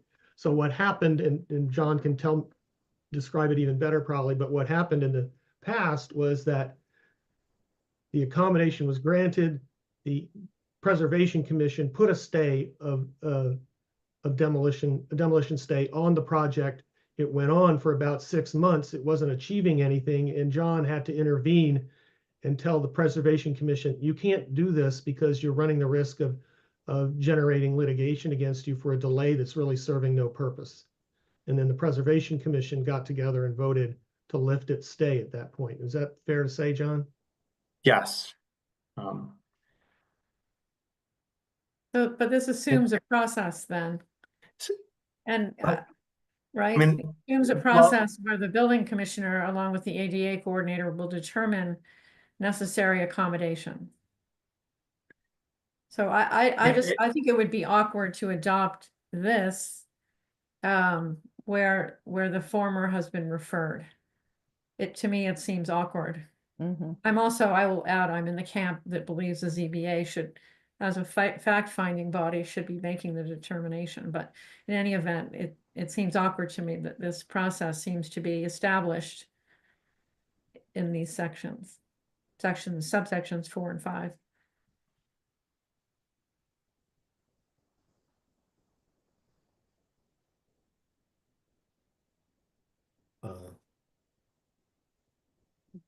That Well, I want to just, but Do you want me to comment? yeah. Sure, yeah. So yeah, no, I agree. The specificity of saying, because I suppose that somebody other than the 8A coordinator and building commissioner possibly could decide, but I think it's unlikely. I think, the ad hoc process we came up with and the issue came up in front of in the former case before the Board of Appeals as to who was the proper entity to issue a reasonable accommodation. And I think we did resolve that the building commissioner was probably, for under zoning, would be the best person. So it's, federal law does require that you move forward regardless of whether you have a formal written process in place. So certainly if we had an application, we'd have to move forward with it. So that much is certain. Got it, but John, wouldn't this have to be amended? Assuming that this is assuming Article 14 is referred, and whatever body that's referred to comes up with a new bylaw, this might have to be referred as well, or adjusted as well, correct? I think it could be, depending on what the town comes up with. If this is referred and there's something new that's come up with, that there might have to be some changes to the language, but Yep. But I So think that just strikes me as being awkward. That's Yeah. just, thank yeah. you. CTO&S voted it. We talked about this a bit at the meeting, maybe not in this depth, but I think we landed on that it could still exist independently. But So how did they vote? Awkwardly. they voted in favor. Was it? I can't remember the vote. Dick, do you remember? But it was the old version. It was before preservation. No, this was, No. No, I believe the vote was unanimous, with one abstention, if I recall correctly. It may have been one negative vote, but it was either 601 or 511. But we did not discuss, quite candidly, it happened at the end of the evening, and we didn't discuss the interplay with Article 14. So I would be inclined to move referral of this as well. Okay, when we get there, Yeah. which might be now if there's nobody Yeah, else signed up. Dennis, there's nobody signed up. I think we're ready for motions. All right. So I assume someone's going to be moving favorable action on the motion as amended by the planning commission, but we'll take Jocelyn's motion for referral. Do you have the language, Jocelyn? Do you want me to copy the language from Yes, that would work nicely, Dennis. Thank you. hang on one moment. I'll second So it. it would be exactly the same motion we just voted, except that everywhere it says warrant article 14, it would say warrant article 15. Well, I guess my question is, is it possible to move the Preservation Commission additional language and then refer that? Yeah. yeah, do it that's that what way? we're doing. I mean, the subcommittee can almost do it because we recommended favorable action on something that was almost the final version, but parliamentarily, Marcus could move it as a town meeting, as a AC member. And then So somebody long accept- as we're referring the version that has the Preservation Commission language incorporated. Yeah, well, I mean, this was to refer the subject matter of warrant article 14, which would include all of that language, including 15, but yeah. Okay. I'm sorry, 15. Yeah. I'm misleading. I'm sorry. Can we make the motion to refer conditional on warrant Article 14 failing? Really, no. Well, what if it passes? We Well, look then- pretty silly. No. I mean, we can adopt this later. It doesn't really matter. It seems to me that town meeting, if they pass 14, will pass 15 and vice versa. Yeah, That seems to just, I'm with Marcus, so if we recommend referral, and that's all we say, then we recommended referral. That, I don't think informs town meeting should referral on 14 be defeated. And why can't we Yeah, follow we the, can have two motions, I timeline? guess, which is basically what our recommendation is, warrant article 14 passes, and what our recommendation is if warrant article 14 fails. But Dennis, we have multiple versions of 14. That's the problem. We'd That's have the multiple problem. versions of what we are in favor of or not. So that's a can of worms we can't do at 10:30 at night. I No. think it makes sense to just Yeah, there's the inconsistency that Jocelyn pointed So out. I'm gonna suggest that, again, town meeting is entitled to be informed that if the motion to refer on 14 fails, then we can have no recommendation on 15. But to leave it as a recommendation to refer 15, because we think that 14 will be referred also, Except that CTO&S is under the belief that it can stand independently. Which I disagree. And we are, and if our referral motion were to pass, we would be implicitly saying that we don't believe it would stand independently. That's what you're saying, right, Jocelyn? Yes.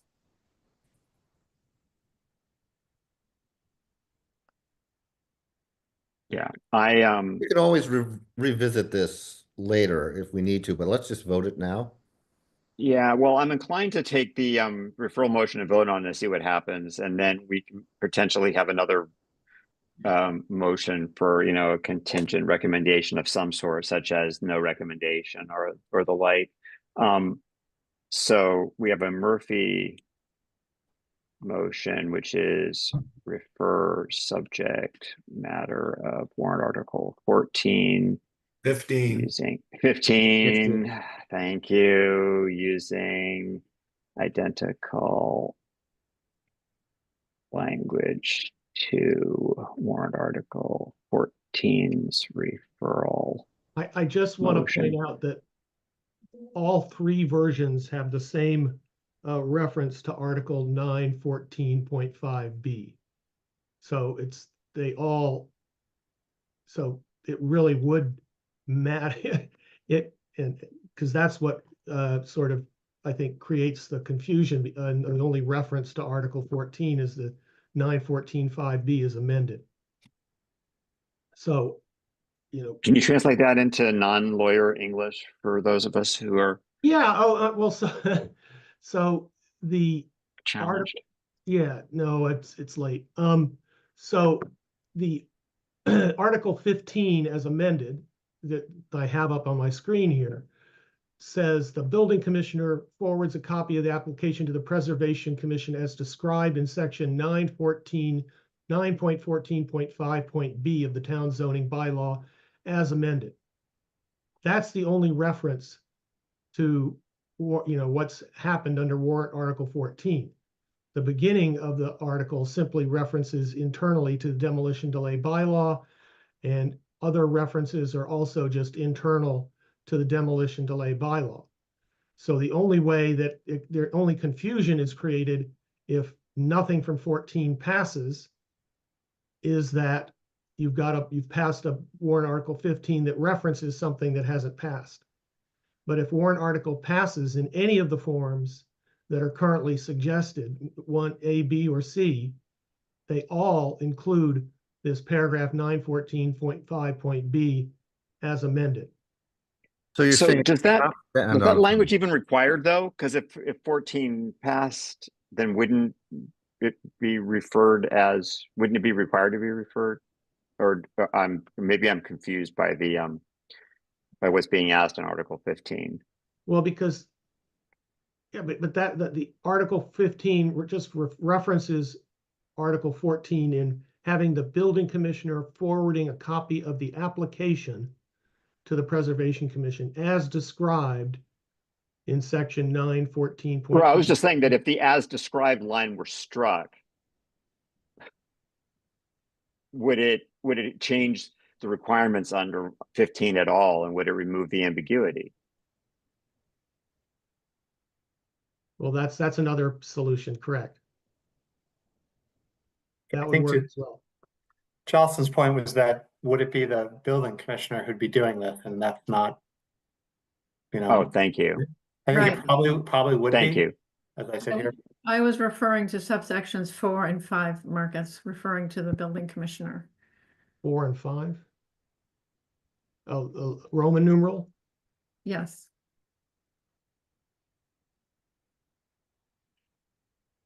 Ah, I see. Okay. All right. All right. I'm gonna consider that we are going to vote on this referral motion. It will either pass or fail, and if it passes, we do have a subcommittee report that will become the basis for a good portion of our description to town meeting, even if our recommendation is for referral. Share screen. So on the table, and did someone second your motion, Jocelyn? I don't think so. I'll second it. I did. Thank you. Thank you. So the question is whether we're going to recommend referral of the subject matter of warrant article 15 as we did with warrant article 14. Michael. He's not here. Ben. Yes. Cliff. Abstain. John. Yes. Catherine. Did she leave? I think I think she did. I think she Harry left. F. Yes. David Mark. Yes. Neil. Abstain. Susan. Yes. Perry. You come back to me. Sure. Kelly. I think Kelly left. No, I'm No. still here. She's Oh, still here. What'd you say, Kelly? I'm sorry, abstain? Okay. Elisa. Yes. Janice. Yes. Alec. Abstain. Carol. Yes. Jocelyn. Yes. Linda. Yes. Mark. Abstain. Fran. Yes. No. David. Lee. Yes. Chris. Abstain. And who did I skip over? Harry. Yeah. Perry. How about no? No. Okay. So 12 in favor, 2 opposed, 6 abstentions. We're going to recommend referral of warrant article 15. I will follow up with the subcommittee, like I said, to figure out how we write these reports and who's going to speak at town meeting. Is that the end of the business tonight, Harry? I think it Yes. is. Yes, it is. You want to announce what we're doing on Thursday? On Thursday, we're meeting at 7 o'clock, so we're back to our Thursday schedule. We will be doing a public hearing on 2 collective bargaining agreements, which are relatively simple and were like the collective bargaining agreement we passed a couple weeks ago. And then we're doing some mop-up work. There's a appropriation transfer for the IT department, a possible reconsideration of W825 on the climate change super fund. I'm not quite sure why, but something came up with that. And then a possible vote on warrant article 30. Right, warrant article 30, the moderators committee on form of government, we had tabled that.